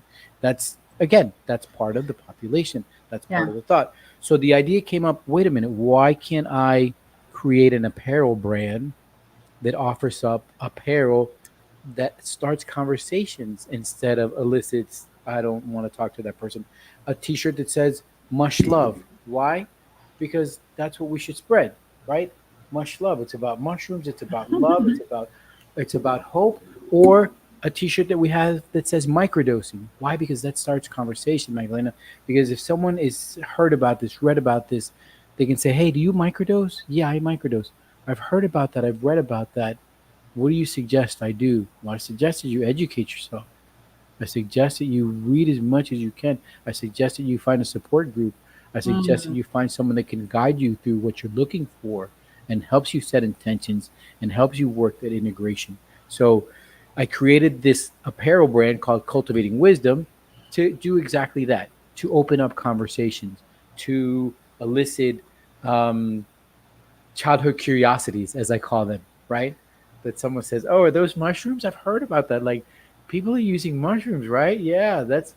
So many people have just come up to me and said, "Oh, started a conversation just because I have a T-shirt that says mushrooms or that has a mushroom on it," and that's what it's about. That we destigmatize this, right? That it's not like, "Oh yeah, that's a dude that's doing the mushrooms with the hippie stuff on and he's tied up," and there's nothing wrong with that. I love that culture. I adore that culture because that was the culture that opened up the door to all of this, right? But I think that if this movement is to move forward and become a bit more mainstream, and we really offer people the potential to heal and for health, and for people like you to say, hey, look, there's everyday normal people like Caesar, like Betty, like Joe, like Bob, who are husbands, who are fathers, who are sons, who are moms, who are wives, who work, who are entrepreneurs. And yes, they're using psychedelics. They're using them as life performance enhancers. They're using them because it makes them feel more authentic.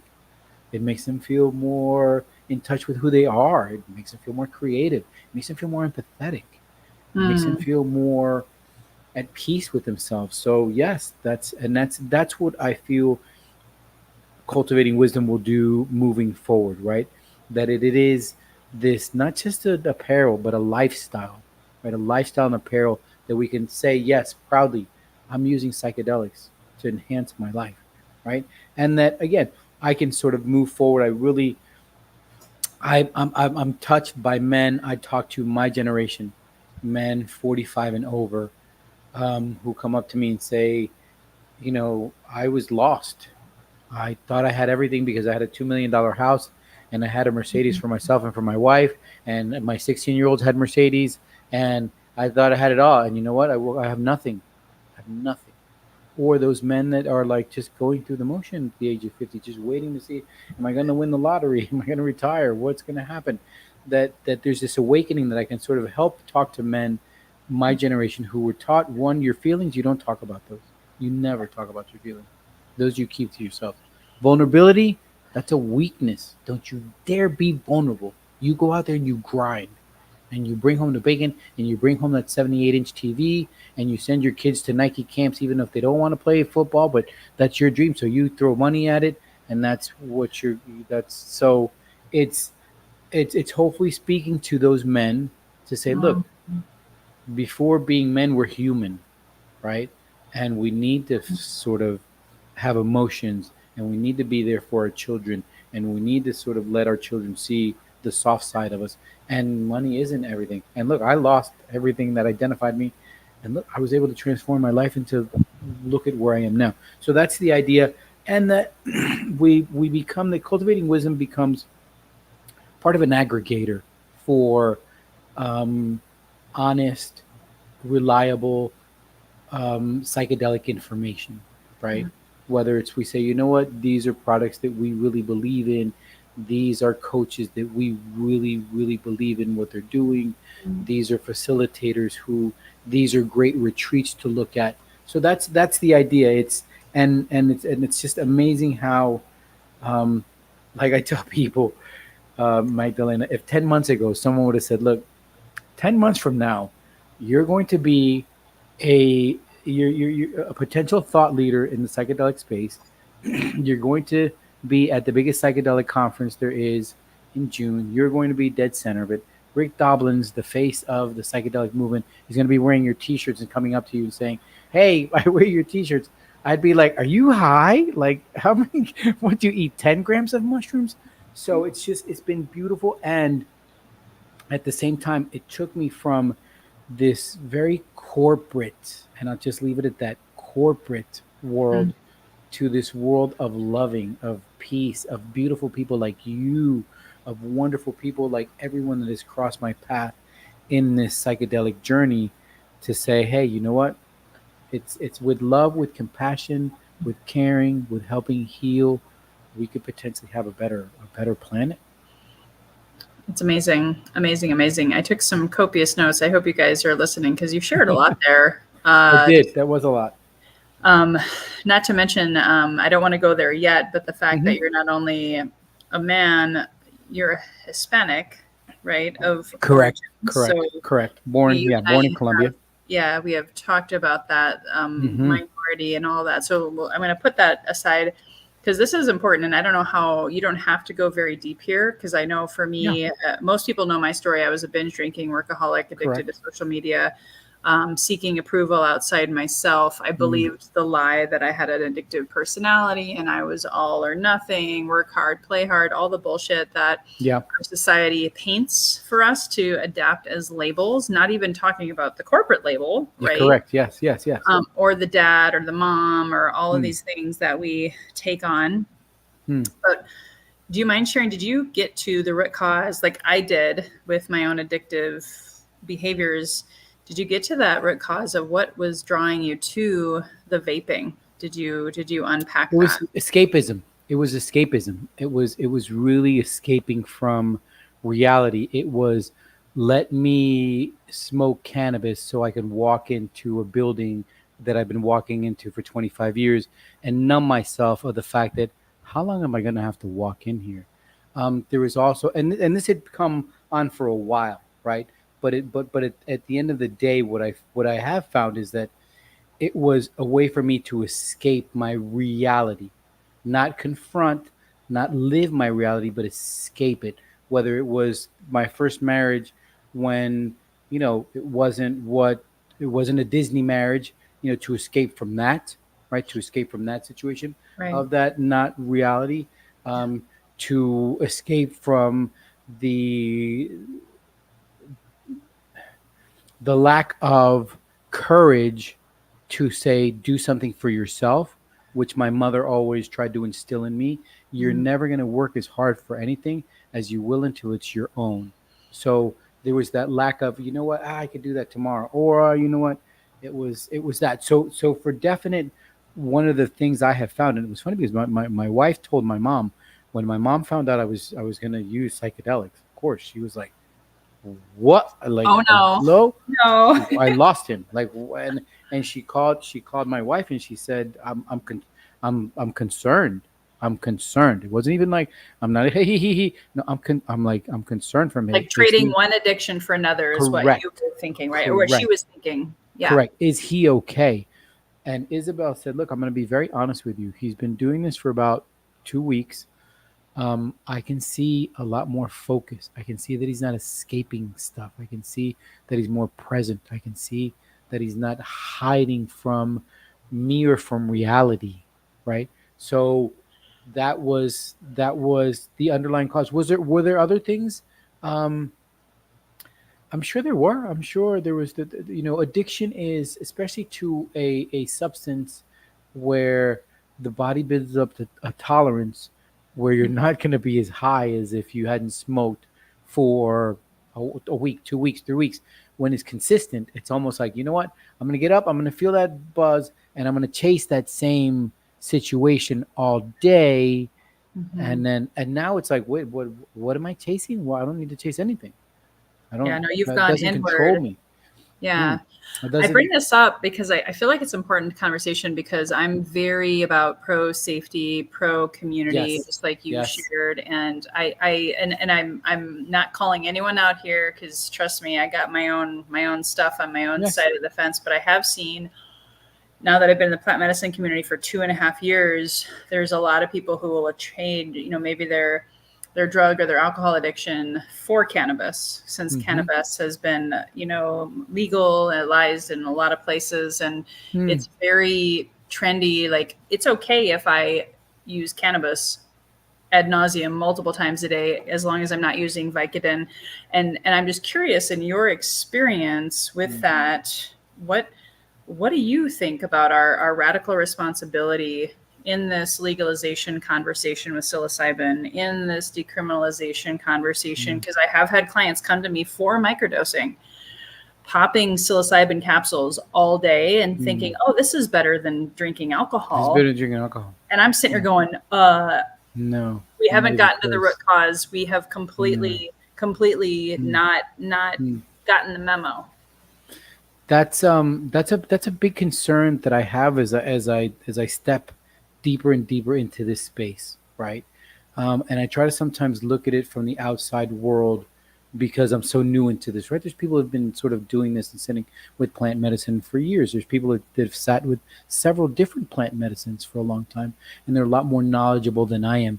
What I do see is that there is this tendency to, when something does go mainstream, when they're talking about microdosing on the Dr. Phil show, when they're talking about it on, Howard Stern, when they're talking about it on Joe Rogan, when it becomes mainstream, it's great because it's opening up people's potential that there are other avenues of healing. But at the same time, I think it all has to come with a warning label of saying, one, this isn't for everybody.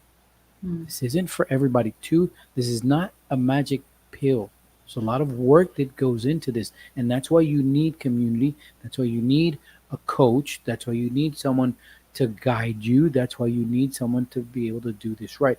I'm not saying you can't do it alone. That's not, but there's more potential for failure, for not getting it right, for giving up because you're expecting something that's not really there. So there's a lot more potential for that. And what we were talking about of how we become this very little, you know what, I just have a gummy before I go to bed. You know what I mean? It's not like I smoke weed. It's not like I'm not, I mean, come on. But can you sleep without it? No, I can't, because that's the deepest sleep I get, and that's how I feel better. And you know what, during the weekends maybe. So you're right. My biggest concern sometimes is like, is there going to be a mushroom dispensary where someone's going to come up and say, "Hey, I want 20 grams of mushrooms." Okay, let me time out. What are you going to use? Don't worry about what I'm going to use them for. I'm going to use them. If I go to the liquor store, nobody's asking me why I'm buying a keg, 3 True. That's a, jars of whatever. yep. But again, okay, please understand that what you're taking could have potentially life changing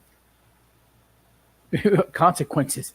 There's reasons why people wear shirts that say psilocybin changed my life, because it can change your life in many ways. So it's a little bit more, and that's why, again, your podcast, any podcast that talks about um, safe containers, that talks about doing this the right way, the more we get these out there, the better, right? We Yeah. can't, we can't. I was a bit like my head spun 40 times when someone in Denver handed me a package of mushroom gummies that looked like a package of Skittles or some candy. That's concerning. Yeah, me That's really too. I concerning, agree with you. I agree because with you. there's a Yeah. lot of responsible adults, there's a lot of irresponsible adults, and that in the wrong hands could be potential danger. So it's, I think we are at a time in our lives where things are changing, right? People are being more open, but at the same time, it's like I like to say, in the psychedelic space, I feel like we need to take a step forward, ground, take a deep breath, look around, integrate what we've learned, integrate the mistakes we've made, integrate, because it has the potential to make the mistakes that the cannabis industry did, of going full gas, just no stop, just cannabis spelled with dollar signs everywhere. And next thing you know, you have vapes and Delta this and Delta that in gas stations and supermarkets and everything else. And that's not, psychedelics are an incredibly powerful, would say, powerful tool that needs to be handled with care, Yeah. with care. Yeah. Yep. I So agree with I have exactly the same concerns that you do, but I think that, and again, this is me very new in this space, maybe even speaking out of place sometimes, I feel, because there's a lot more educated and people who have paid their dues in this. But I just feel that the more we educate people, there's no education with cannabis. It's just like, make it legal, make it legal, okay, make it legal, okay. How can we make it? How are we gonna afford it to people? How can we give it to people? No, okay, all right. This is let's take a dive in this. Let's sort of take a deep breath. So it's going to be interesting. It's definitely going to be interesting where we'll be. But if you think about where we are compared to where we were 5 years ago, Hey, I mean, I know I wouldn't be alive if it wasn't for this medicine. I Mhm. really, really believe that. So even though Yeah. I have experienced some really, really bad trips at the Yeah. hands of shaman and plant medicine people, that's why I'm speaking out to making sure that you vet your experiences and you make sure you do it with integrity with the medicine and just be Yes. aware. Because like you said, yeah, if people are handing it out like candy at a parade, yeah, that's why we have an obesity crisis in America, because you go into a convenience store and there's nothing but sugar, right? Yep. And the access and it's all about intention and what is your goal and purpose with anything, not just plant I medicine. think I think that if you need to have like a consent form to buy an arm, you know, you have to fill something out. That if you buy over 3 grams, you have to fill out a form what your intentions are, what your intentions with the medicine are. I'm just Thank you. saying. I'm Thank just you. saying. There I has to think be some that's type of disclaimers, and that's why again, I see this whole psychedelic world, and sometimes I go because I'm so new in it. I'm like, okay, wait a minute. First of all, how did I end up here? How did I end up like dead smack in the middle of it? But I see it as, and I'm not sure if you see it the same way, Magdalena. It's a seesaw. It's a real seesaw. And on one side of the seesaw is the very corporate, very psychedelic with the S with the dollar sign, very psychedelic water, very, I'm going to patent even the color of pillows that you can use during a psychedelic, I know. session. Monetization. I'm I going know. to The greed. the greed, but but those are the ones that have the lobbyists in their pockets. Those are the ones that could potentially get to Congress to say, look, this is why we need to reschedule this. This is why we need to look at decriminalization. This is why, we need to have this first and foremost in the healing of our vets. So that part of the seesaw is important. On the other side of the seesaw, you have the very, as they call it, the very woo woo crowd, right? The very psychedelic crowd, the very we're just gonna dance at festivals crowd, the Yeah. very life is so beautiful crowd who's gonna say, wait a minute, are you serious that I'm gonna have to go to a doctor's office to get a prescription for psilocybin? Yeah, Which is no. something that grows, like I could grow it That doesn't work for outside. me. I could hello. So it's this seesaw. It's this real seesaw. And my concern is that if it tiptoes to one side of the seesaw or the other, that we can find ourselves in a situation where we did in the 60s where someone steps in and says, no, wait a minute, hold on a second. This is not going to happen. Yeah. Now we can't just sort of throw money in and that's how we can do. Or you know what? Yeah, it was all free love, and some guy had 10 grams of mushrooms, and next thing you know, he was doing somersaults naked in the highway, and then a car hit him, and then the car fell over, and then there's just for sure, Magdalena, I'm sure there's people waiting in the wings to say, you see, I told you so. I told you that we should have kept psychedelics illegal. I told you so. They're waiting in the wings. So we have to really be careful. So I just feel that the more of us that stand on the middle of that seesaw, right, that say, okay, both of these are needed. Both these sides of the seesaw, we need to cohabit and we need to work together to make this happen. I think that the better we can potentially help people heal, because at the end of the day, that's the reason why we want this to happen. No, that's the reason why we're all in this. We're not in this to sort of, let's do a bunch of heroin or let's do a bunch of, and that's why I hate using the word drugs. Oh yeah. I These don't are use it. medicines. No, Yeah. and that's why I'm not a fan of the word magic mushrooms either. Magic doesn't come from the mushrooms. Magic comes from the human. Magdalena, you and I can sit here and go, you know what, let's have 10 grams of mushroom each and sit back in the couch and just wait for the magic to happen. I don't know if they're going to see any magic. You might see some fireworks. You might see some, you don't know what you're going to see. But unless you know and figure out why is it that you're doing this and you do the work, you really do the work. This is work. This is healing work. This isn't, but I'm going to tell you this. It's better than having to go to a doctor who's going to say, I don't know what you have, but how about we try these pills? Here's a cocktail for you. Let's Exactly. see what And if happens. those don't work, come back and we're going to try these. Doc, quick question: are those habit forming? They could be, most likely. Yes. Do they have side effects? Hold on a second. Let me pull out the whole sheet of side effects Yeah. that you might feel. Well, I Yeah. think that whether I believe in Allah, in Buddha, in God, in the universe, in Mother Nature, in just the earth put these compounds on it for a reason. Yeah.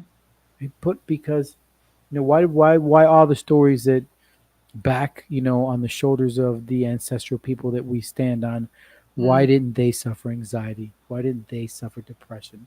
Why didn't they?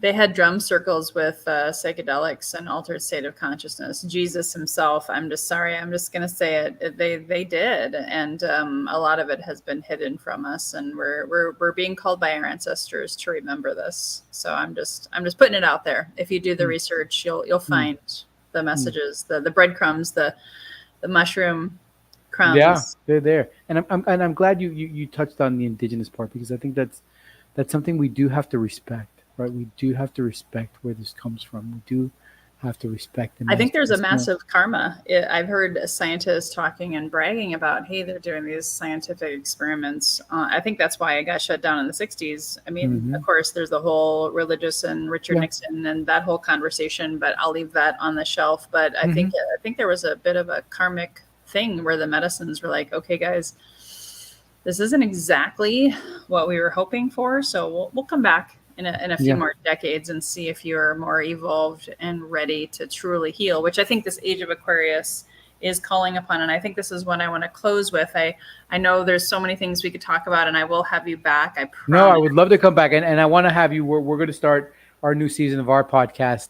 I would love to have you on. So for sure, this is a mycelial connection that will continue to grow for sure, without a doubt. Well, and I want to acknowledge, what you talked about earlier, because this is near and dear to my heart, because I was raised by a single dad. I've lost 12 friends to suicide. 11 of them were male. Most of them were in their 30s or 40s. Most of them struggled with being men. And I just want to acknowledge, even as a woman, and most of my clients are female, we tend to be more nurturing. We tend to want to heal ourselves more. It's just part of our energetics. But I just want to acknowledge you and all the men out there right now, all the men that I have lost in my life, because my father and my brother are no longer here, and the sacrifices and the karma and the weight that you carry. And I'm so grateful that you shared that vulnerability and that feminine side, and that you're tapped into, and you were able to release the CNN. I went to college for broadcast journalism, so I get all of it. I worked for ESPN until I was told I had to sleep my way to the top. I'm like, no, I'm good. That wasn't part of my college education, so I think I'm going to shift gears here. But good for you. At any rate, that's a lot. So I just want to acknowledge you for that, my brother, and just say thank you for helping our brothers out there, because it's so much to break through and to release. And so I just want to champion you. I'm humbled. I'm humbled with your words. I'm honored from what you say. And I congratulate your dad for taking it upon himself to be a father, a mother, to raise you, because he did a great job.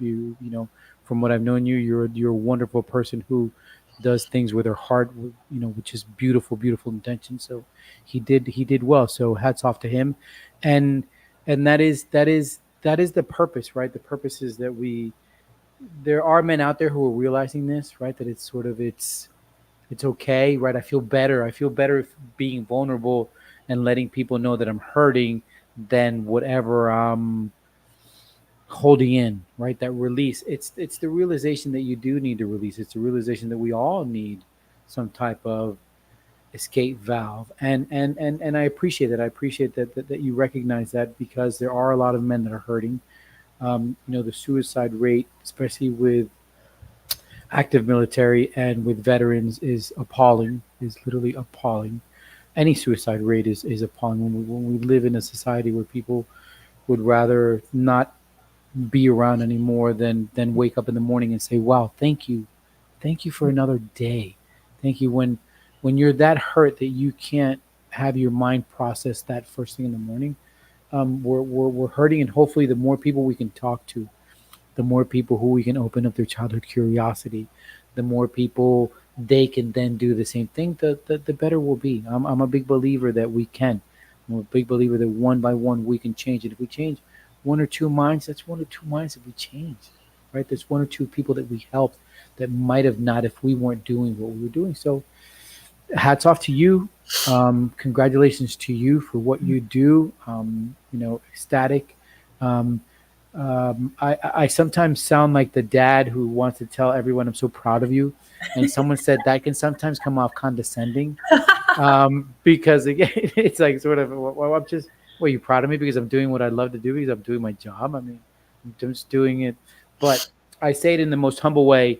Thank you, thank you, thank you, thank you for what you do. Thank you for healing people. Thank you for being this beautiful voice of healing, and not just healing, because it's not just plant medicine. You're such a beautiful voice for so many other things, right? For that being a better human, right? At the end of the day, that is the message. Like, you have the potential to be the best you every single day. What does that look like? Only you can.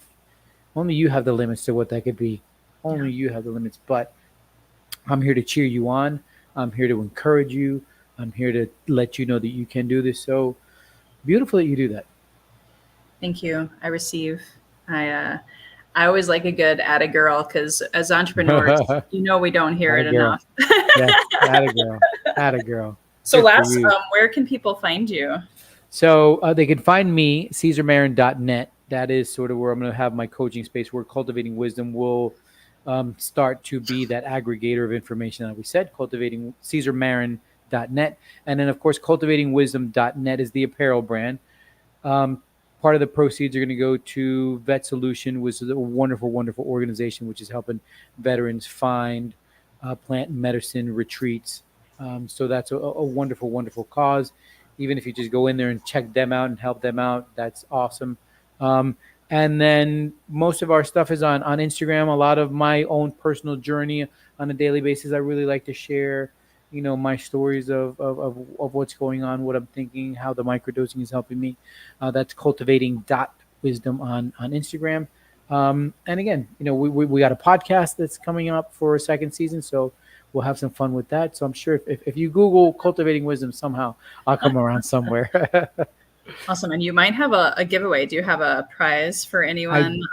I do. So I'm going to give it in Magdalena's hands of what we're going to give away, but we're going to give away 2 Cultivating Wisdom t-shirts. We're going to give one that has the microdosing on it, that says microdosing, and then one that has mush love on it. Or if you prefer, the Cultivating Wisdom logo, which is sort of like this little mushroom thing, but it says Cultivating Wisdom on it. It's like that if you're seeing it on YouTube. Mm-hmm. But definitely, we will have 2 t-shirts, 2 wonderful t-shirts for whoever Magdalena picks as a prize winner. Congratulations to whoever wins. And Magdalena, also, I will put together a 20% discount for your followers on the store. So I'll give that to you later so that you can put that in the show links. Perfect. Yeah, I'll be adding things like these giveaways. So that just so you guys know, the t-shirts, whoever wins the grand prize plant medicine ceremony giveaway valued at $1,000, and the second place, which is the microdosing, you'll get the t-shirts. So bonus. Yes. And so you hopefully are by 7 p.m. tonight. That's when the cutoff is. And then I'll post your generous 20% discount. But hold on. If you have 2, then let's do this. Let's have 2 t-shirts for the retreat, and then 2 t-shirts for the microdosing. Okay, cool. Yeah, cool. Perfect. Just once we have a winner, if you could let me know which size, we'll make sure to get them out to them. That sounds great. And last question for you before you go, when you hear the phrase healthy and wealthy and wise, what does that mean for you? Wow, healthy is the most important thing in life. Wealth comes from being around good people and enjoying life.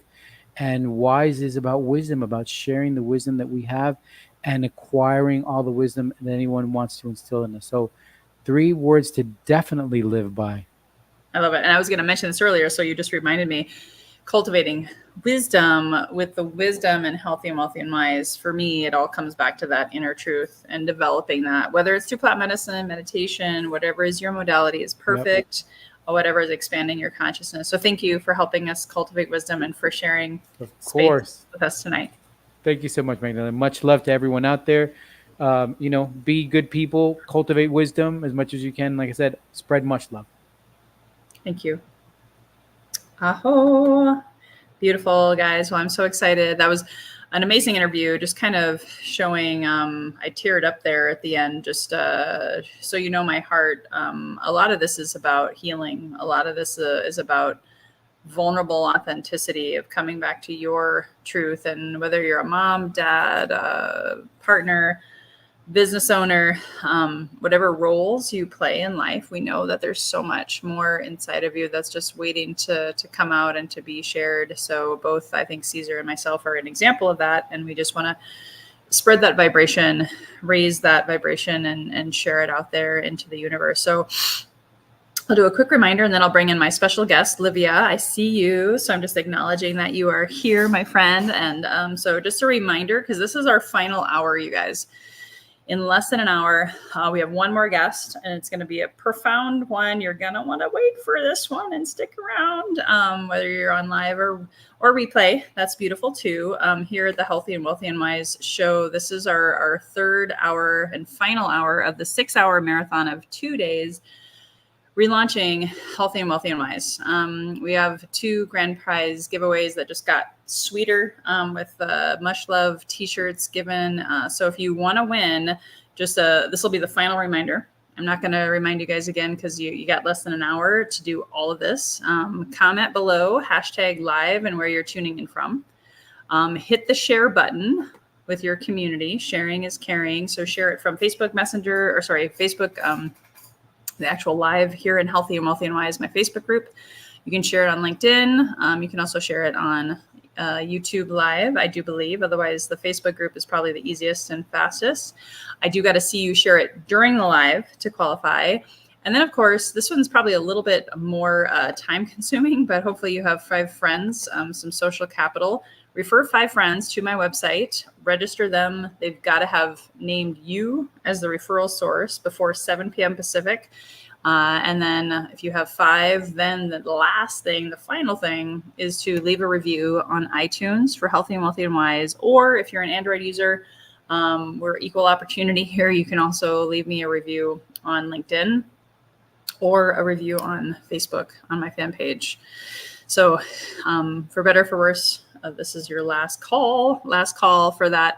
And would be honored to be able to have you win one of those $1,000 grand prizes. So part of my journey of healing, and Olivia, your timing was perfect. I got your book yesterday. So I already shared this earlier, talking about the different wounds that I healed. We talked about the God and religion wound with Suri in the first hour. I talked about the masculine, the feminine wound. And then I talked about the witch wound, which is something that my ancestors brought to my attention, thanks to plant medicine, both ayahuasca and psilocybin. I sat deeply with these plant medicines. And I will tell you, quick story before I bring you on, Livia. Part of what manifested my autoimmune disease, part of what manifested as an addiction of many, many varietals. I'm not going to just say alcohol, many addictions in my lifetime, including the ones that look good, like fitness, sugar, even religion, all of these things that I was using to numb my true self, was because I was afraid to die in this lifetime. Because in many lifetimes I was burned at the stake. I was shown this by deep dive plant medicine. If you don't know, I've sat over 50 times, probably 60 times now with psilocybin and ayahuasca. I actually got to sit with Mary Magdalene, part of why my name is Misty Magdalena Grace. Mary Magdalene said, don't worry, you're not going to die in this lifetime because of being who you truly are, regardless of the label. And so learning how to speak my truth, but also how to put myself out there, right? Imposter syndrome, I think partially some of that is the witch wound. It's part of, I'm afraid to be my highest and best true version of myself, because society says, no, I gotta be perfect. I gotta be a good girl or good boy. I gotta have a job. I gotta have this label of mom or dad. I gotta have all these things, right? I have to have all my shit in order. And I'm here to tell you, like, I think that's a bunch of, bull. And there's a awakening. When I heard about this book, it was the second time in 1 week, so it got my attention. And so Livia, thank you for bringing that to my consciousness. I'm going to bring you on now. And Livia, Hello. Empowered star boss, amazing. I don't know if I dare say fellow witch or not, but someone who High priestess, fellow. There we go.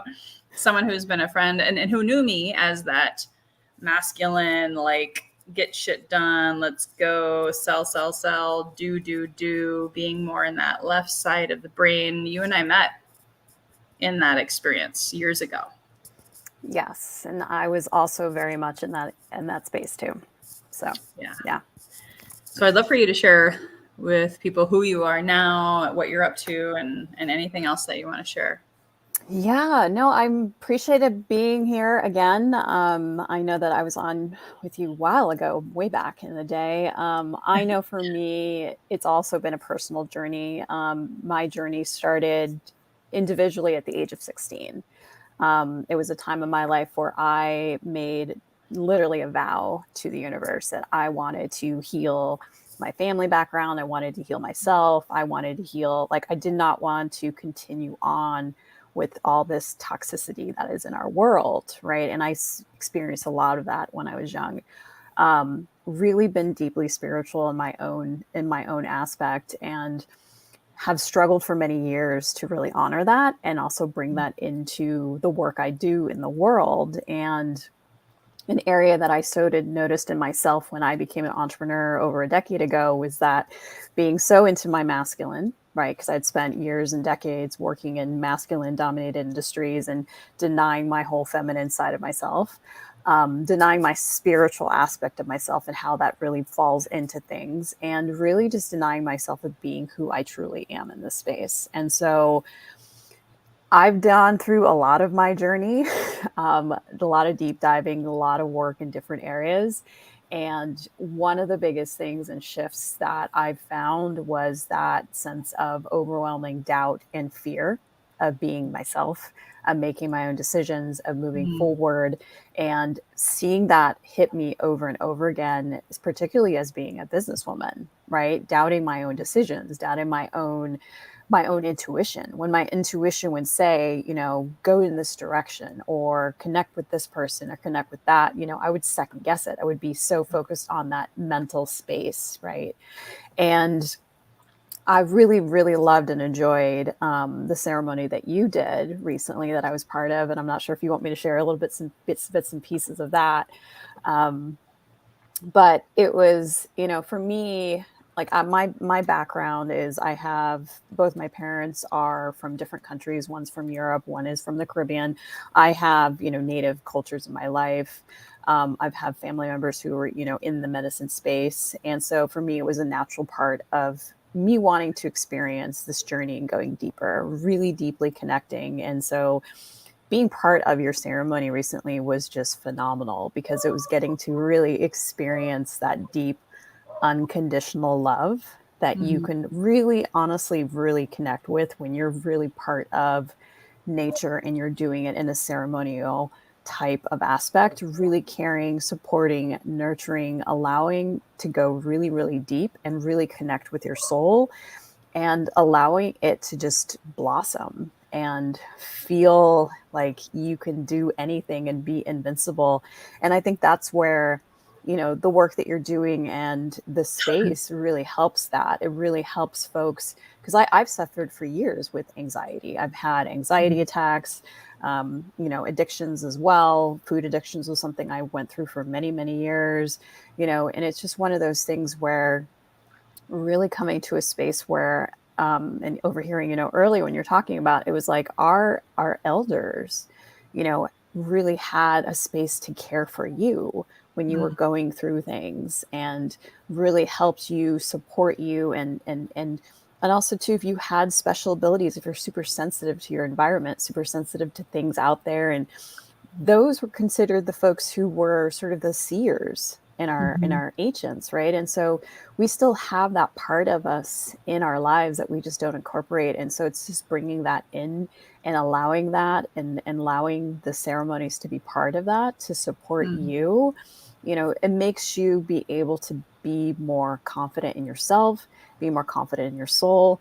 Because one of the things that I see a lot, particularly with a lot of female entrepreneurs that I work as a coach, is that they don't trust their own heart, right? They trusted their heart to decide to create a business because there's something their heart nudged them to do, but then they disconnect from their heart. They're like, okay, I went after it. I listened to my heart for one moment, but then I'm not listening to that heart anymore. I'm listening to the outside world. I'm listening to what everyone else is telling me. But yet your heart is part of your soul. And that's where your deep intuition is. And it's that first thing that beats when you are becoming a person, when you're, you know, evolving. In the mom's womb, yeah. Exactly. And that is your soul. That is connected. And I feel that your heart knows what to do for you. Your heart gets excited about, your heart has a certain path and journey and desire it wants to fulfill in this life. And it's being connected to that at all times is where the healthy, wealthy, and wise, I feel, comes in. You know, being always connected to your heart and honoring it and listening to it and allowing your mind to follow the guidance of your heart, I think is where our elders knew how to live life and where we got lost along the way.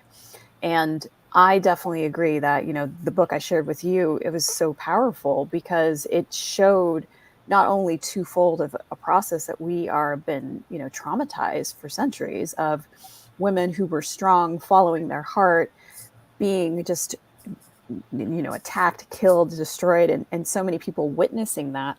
And then those who actually participated in it as well. Like that's a wound that's part of us from all aspects that it's a calling right now for us to heal.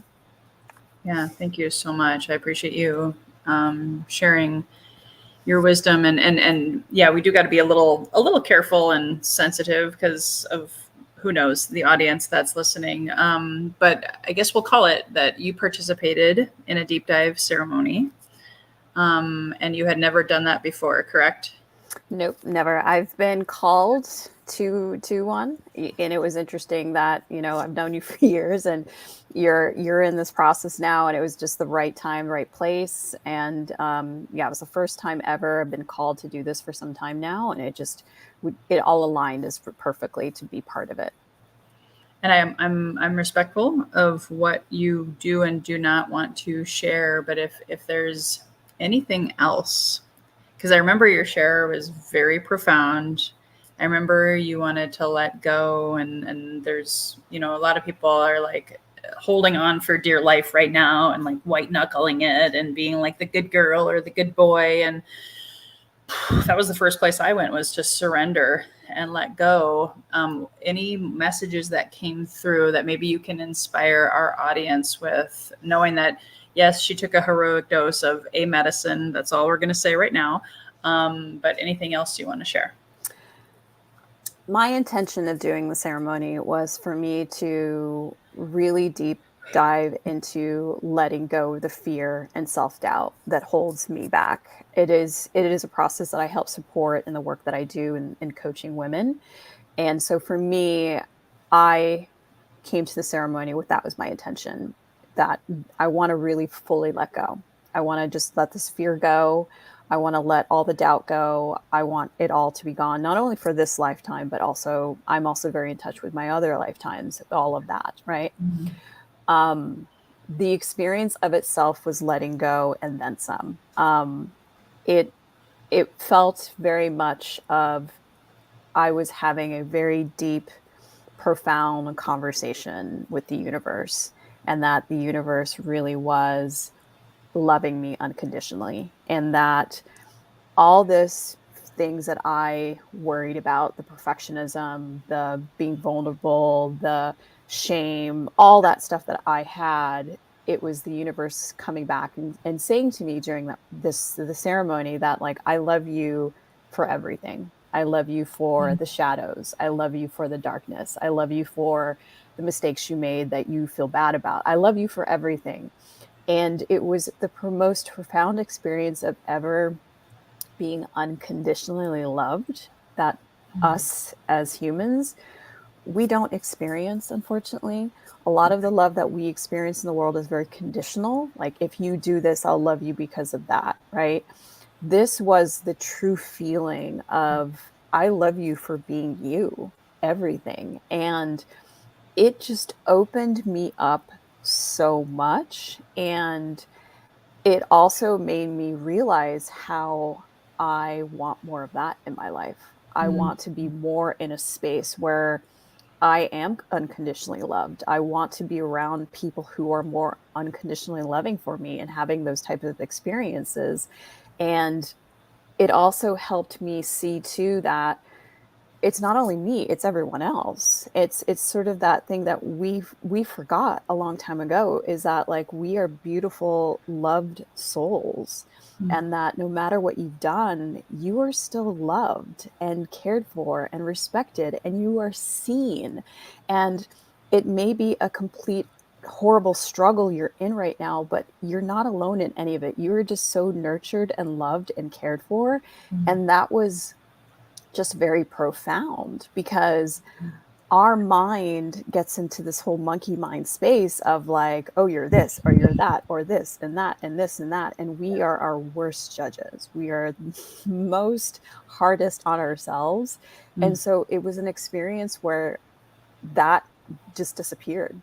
It couldn't be in that space. And it just was, it was so beautiful. And being in that space with all the others who are there with me as well, and just seeing them shine and seeing how, we're all going through things, but to see, it's one of those things where you look at little kids, right? And how they're just so open and they shine, and they're at that one certain age where they're just like, their soul shines bright. We go through life where we have to dim that. And it was just that experience of really being able to shine our souls super, super bright.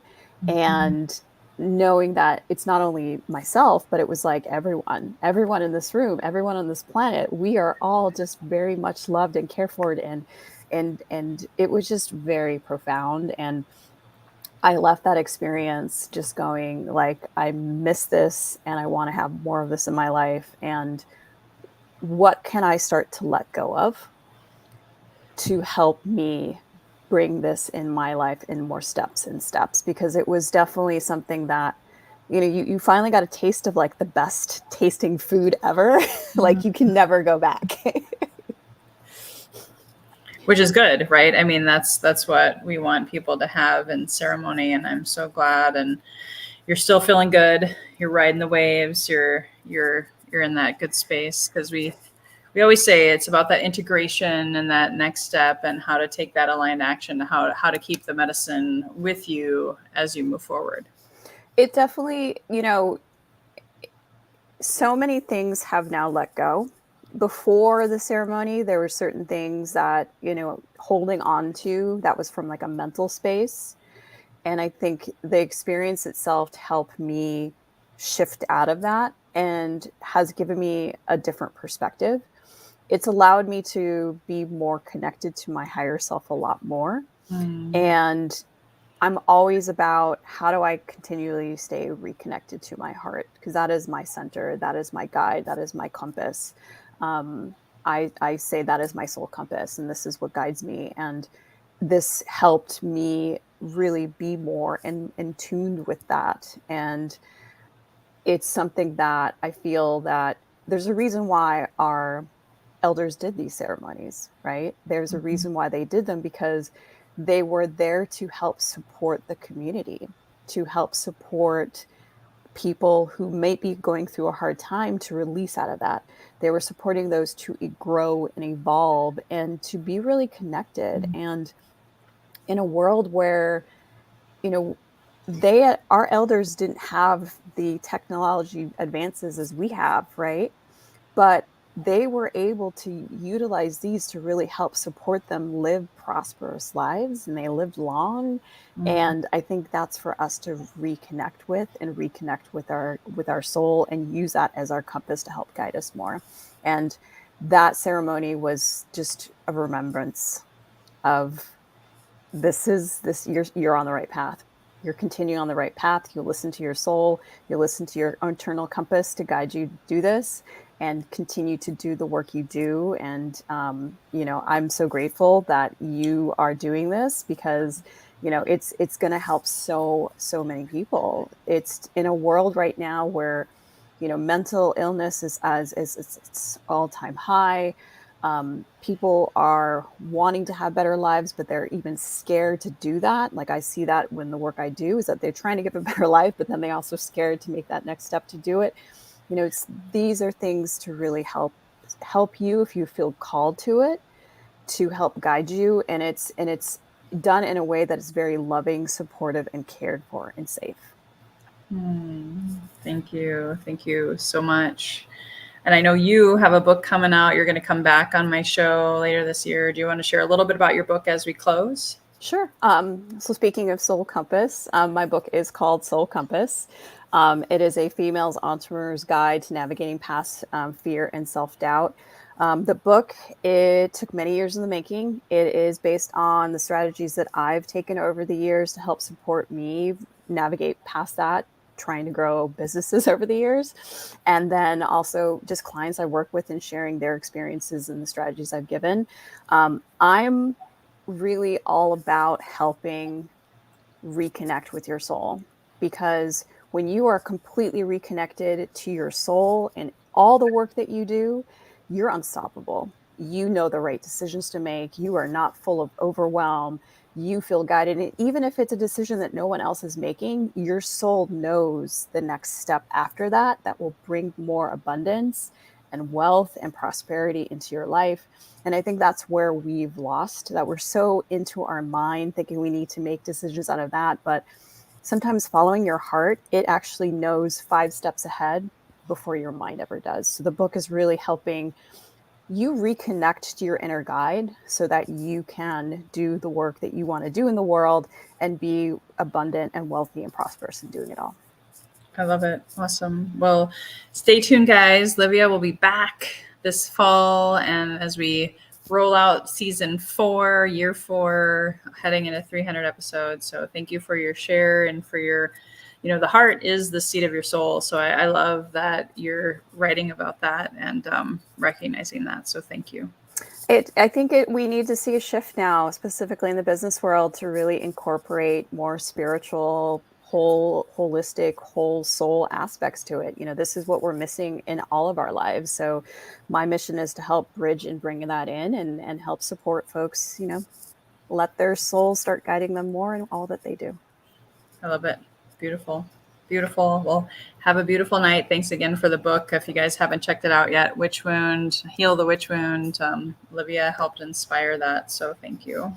Thank you. And thank you again for having me on again. I love seeing you. So I'm excited. I can't believe you're at 300. So definitely, this is worth watching, worth subscribing. You're doing beautiful work. And I'm super excited for more and more folks who are going to just get the benefits of all that you're doing. Thank you, sweetheart. I appreciate you. Thank you.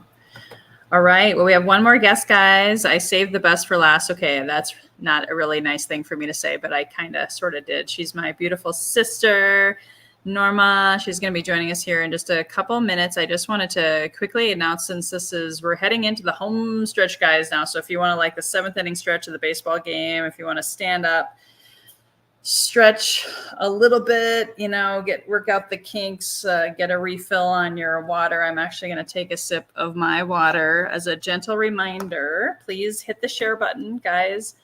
Sharing is caring. And I've been sitting here the whole time and haven't peed yet. So hopefully you can hold it a little bit longer if you are able. I'm really excited to just kind of also remind you to follow up with what Livia talked about. Me and my partner do have ceremonies coming up every month. And so if you're curious about those deep dives, please reach out to me privately. And I won't go into any more details here about that, but it's one of those things where we're here to remember, recognize who we truly are. And that's what this podcast is all about. And again, you don't have to be into plant medicine. Maybe you're more into meditation. Maybe you're more into yoga, breath work, sound healing. There's so ecstatic dance is another thing that I haven't tried yet that I know can help you raise your vibration, get you into that altered state of consciousness. And so not ironically, I did not plan this. Last night, our last guest was David Dubay, and we talked about pleasure. We talked about sex. We talked about masturbation. We talked about negative pleasure. We talked about positive pleasure. We talked about things I've never talked about on this show.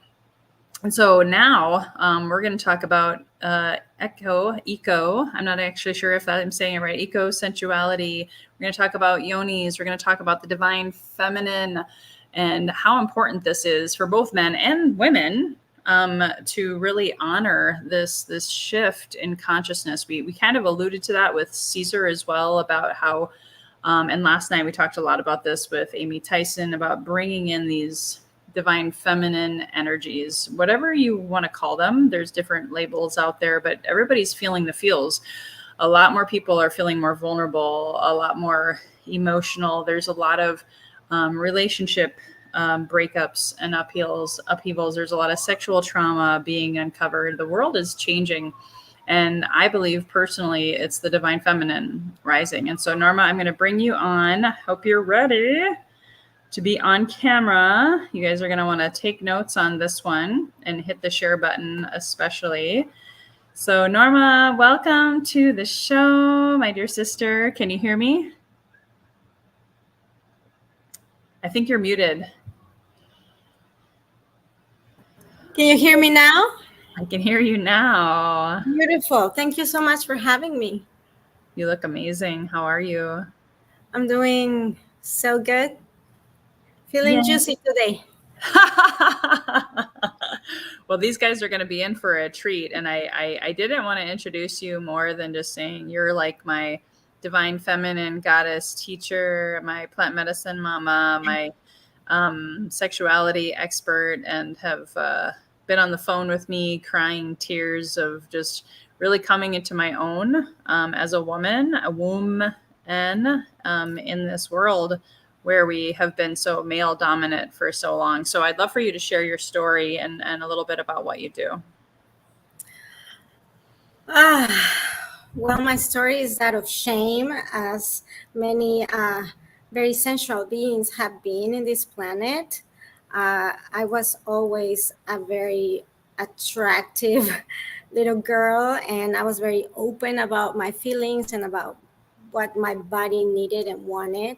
You know, physical touches has always been my number one love language, and I didn't know better, so I was just being myself, and with that came a lot of shame and a lot of name callings, and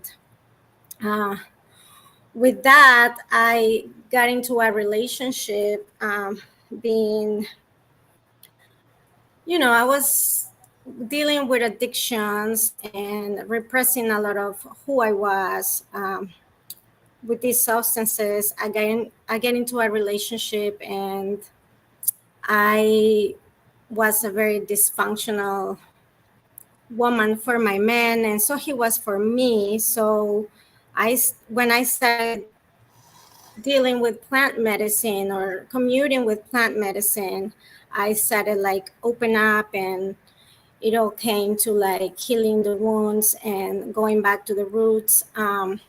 Somehow I got into Tantra, and Tantra opened my vision about sensuality and like listening to my body.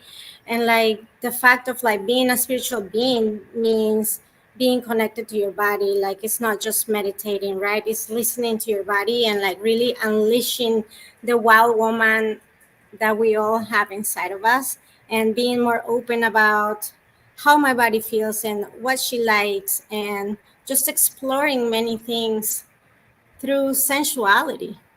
And from there, I started using more plants, and then I came into the magic of yoni steams, which is what I'm focusing in right now, because it's a practice that allows women to gather and use the essences of flowers and plants and frequencies to heal ourselves.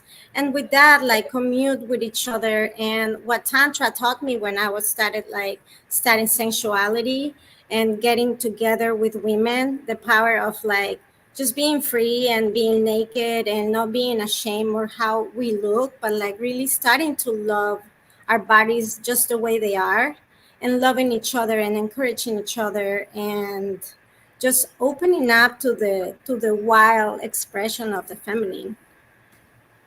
So yeah, I am really passionate about how when women gather together, we just heal so much, and there's so much power in a community with healthy women, because if a woman is healthy, then that means that the kids are healthy, and we are the one raising the men. So if we want our men in this planet to stand up for ourselves, and we are the ones that need to open our hearts and like give them the love and the care that they need, so that they can be healthy. When we're healthy, then our children will be healthy, and for the generations to come, then the partnerships will be healthier as well. So that's a little bit of what I do and what I'm focused on. Oh gosh, I love it. That was so amazing. Thank you for your vulnerability, and I want to unpack that a little bit before we talk about yoni steams and sacred sisterhood, because it sounds like, and you tell me if I'm misinterpreting, and I want you to dig a little deeper if you're open to this, is you had shamer on your body, you had desires, it sounds like, around pleasure and connection with your body. And as a result of maybe being told that that's bad, you ended up turning towards addiction. Would you say Correct. that that's correct? I believe so. I mean, I grew up with a lot of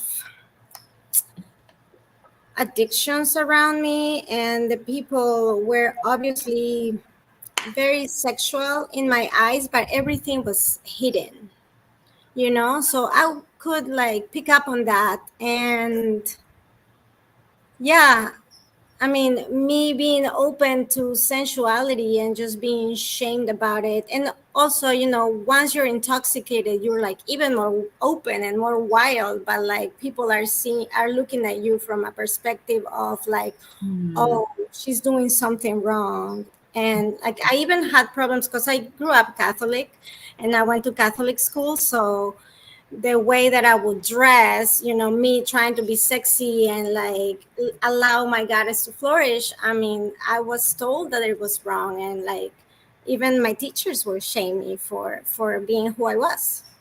Yeah. I believe honestly that with my own journey, I had a different kind of sexual repression trauma, as I call it, growing up in the church, not Catholic, but still a lot of rules and a lot of control over that side of yourself. And maybe this would be a good transition. You talk about the sacral chakra for women, especially. That's like your womb. That's your creative center. That's where we all came from, right? The creation also of the world, Mother Earth, Pachamama, Gaia, coming from that womb of creation.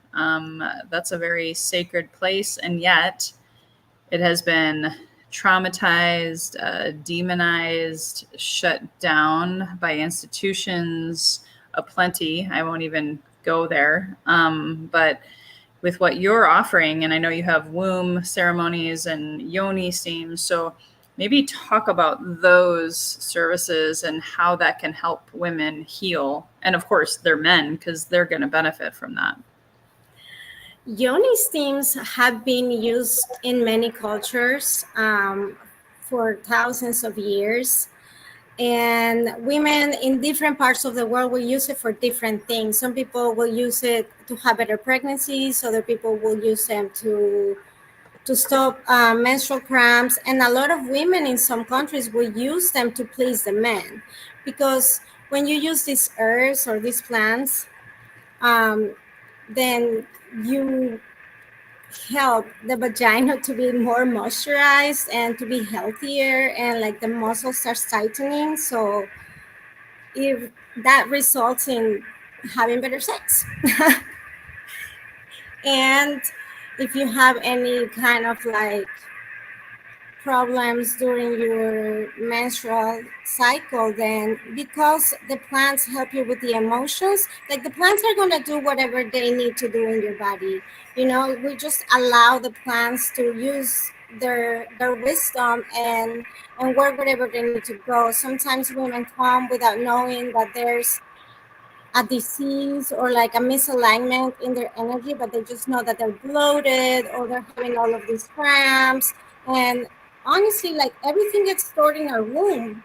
You know, every emotion gets stored in our womb. So the plants are helping us to release those negative emotions so that our cycles are better and so the vagina feels happier, you know?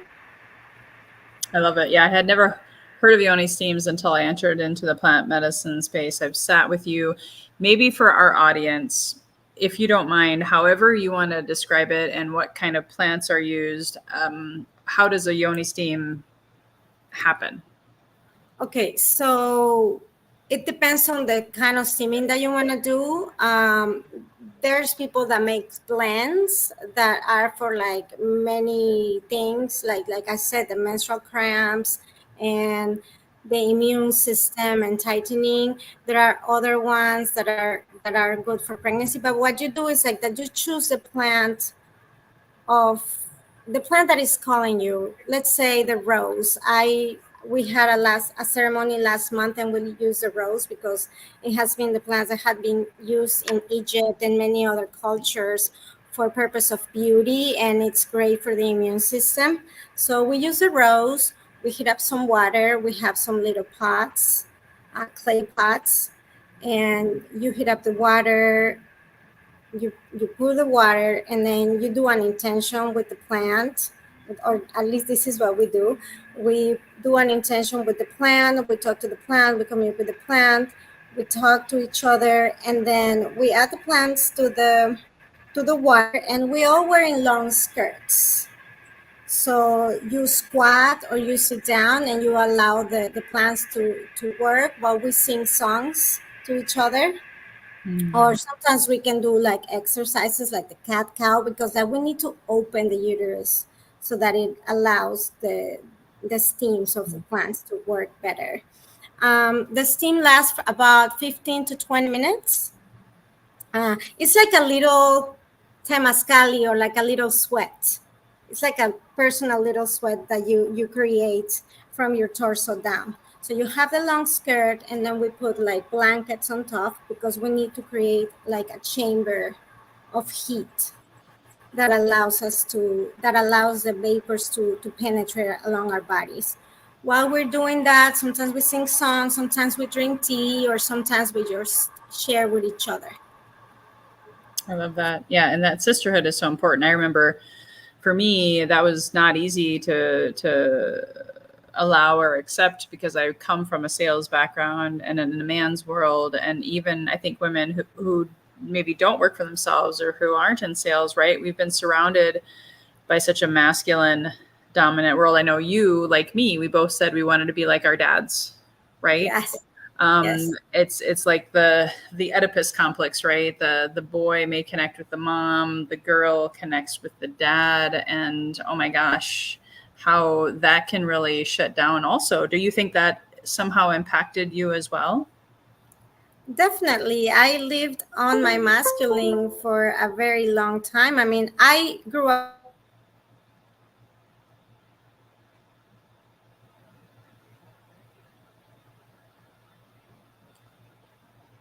Okay, I think we might have lost her. I heard something in the background. It sounded like her computer might have made a noise. Sparkles. Norma, can you hear me now? Okay, guys, hopefully she'll come back to us. Comment. You guys hearing me right now? Can someone comment on the show, just letting me know that we're all still here, those of us who are tuning in on the live, so I'm not living in my own psychedelic universe right now. Anybody else there? Let me just check. Okay. All right. So while I think she'll be coming back to us, if you guys have any questions, thoughts, my hope is, okay, good. Thank you. My hope is that she'll be able to come back to us. We are wrapping it up here. So maybe I'll just make some quick final announcements, because once she comes back, we'll be slowly shutting down the show. This 3-hour marathon. I don't know about you, but I got to pee. So I'm ready to wrap this baby up. Put a fork in me, I'm cooked. Is that what they say? So just letting you guys know, I will be putting all of the free gifts that my guests have had probably by Saturday. You can go to this website. Some of the free gifts are there now, like David Dubay, the pleasure coach. Dr. Mel's gift may be there. So you can go, and the free gifts are there, as well as the final reminder to subscribe or give me your email address plus 5 referrals.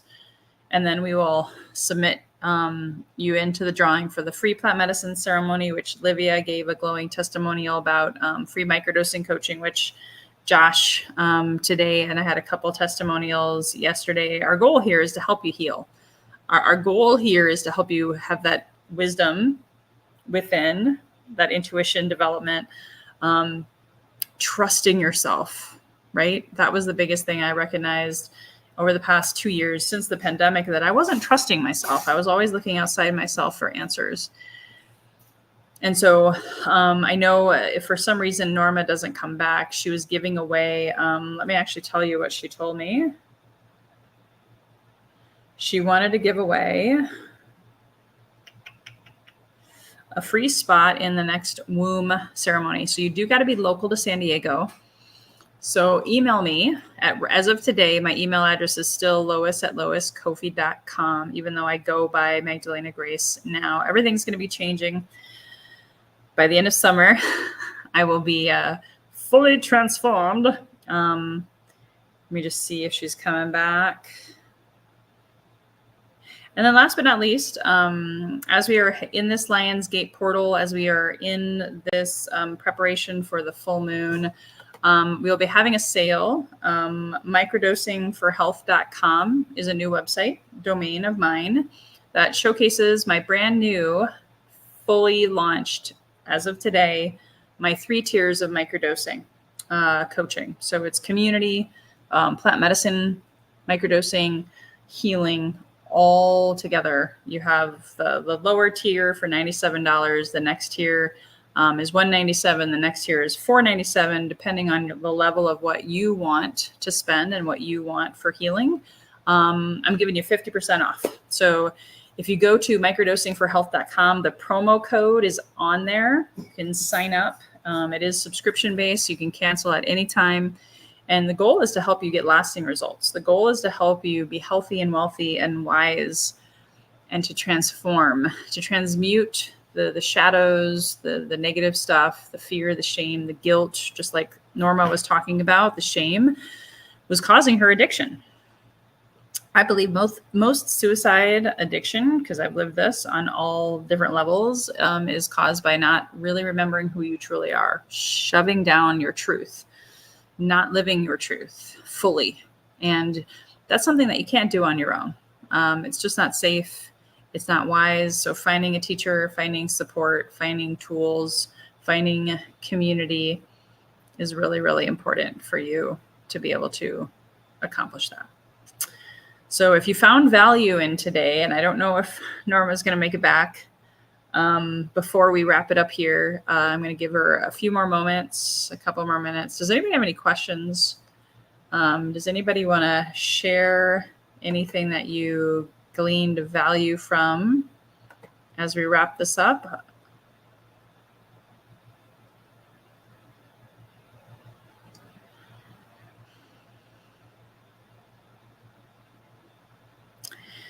Well, I just can't thank you guys enough for being here, for being a part of history, or herstory, as we like to say. As Misty Magdalena Grace, this is my new season, my new year, my 4th year heading into podcasting with a new focus, and a new name for me, but also just a new genre and a new healing focus. So I hope you guys saw value in today. Please share this with other people that you know, like, and trust. Stay tuned for future free education, free classes, microdosingforhealth.now.site. I have free classes every month. And really, truly, my hope is, regardless of whether you pay attention or tune in again, that you're finding the right tools to support you in this ascension into the Age of Aquarius, into this divine feminine rising journey. And we just want to send you so much love. And just remember, like Livia was saying, coming back into your heart, the seat of your soul, the home of your truth, your true nature and purpose lies within. So being able to remember that, it takes courage and strength and bravery. And I just want to acknowledge all parts of you that are on that path. And just can't say thank you enough for being here, supporting, catching this on the live or the replay. And right now, I don't think she's going to come back. So please subscribe, download, leave a review on iTunes, write a recommendation on LinkedIn, regardless of whether or not you're entering in to win the grand prizes that I'm giving away. And until next time, guys, here's to your best health, your best wealth, and your best wisdom. Bye-bye for now.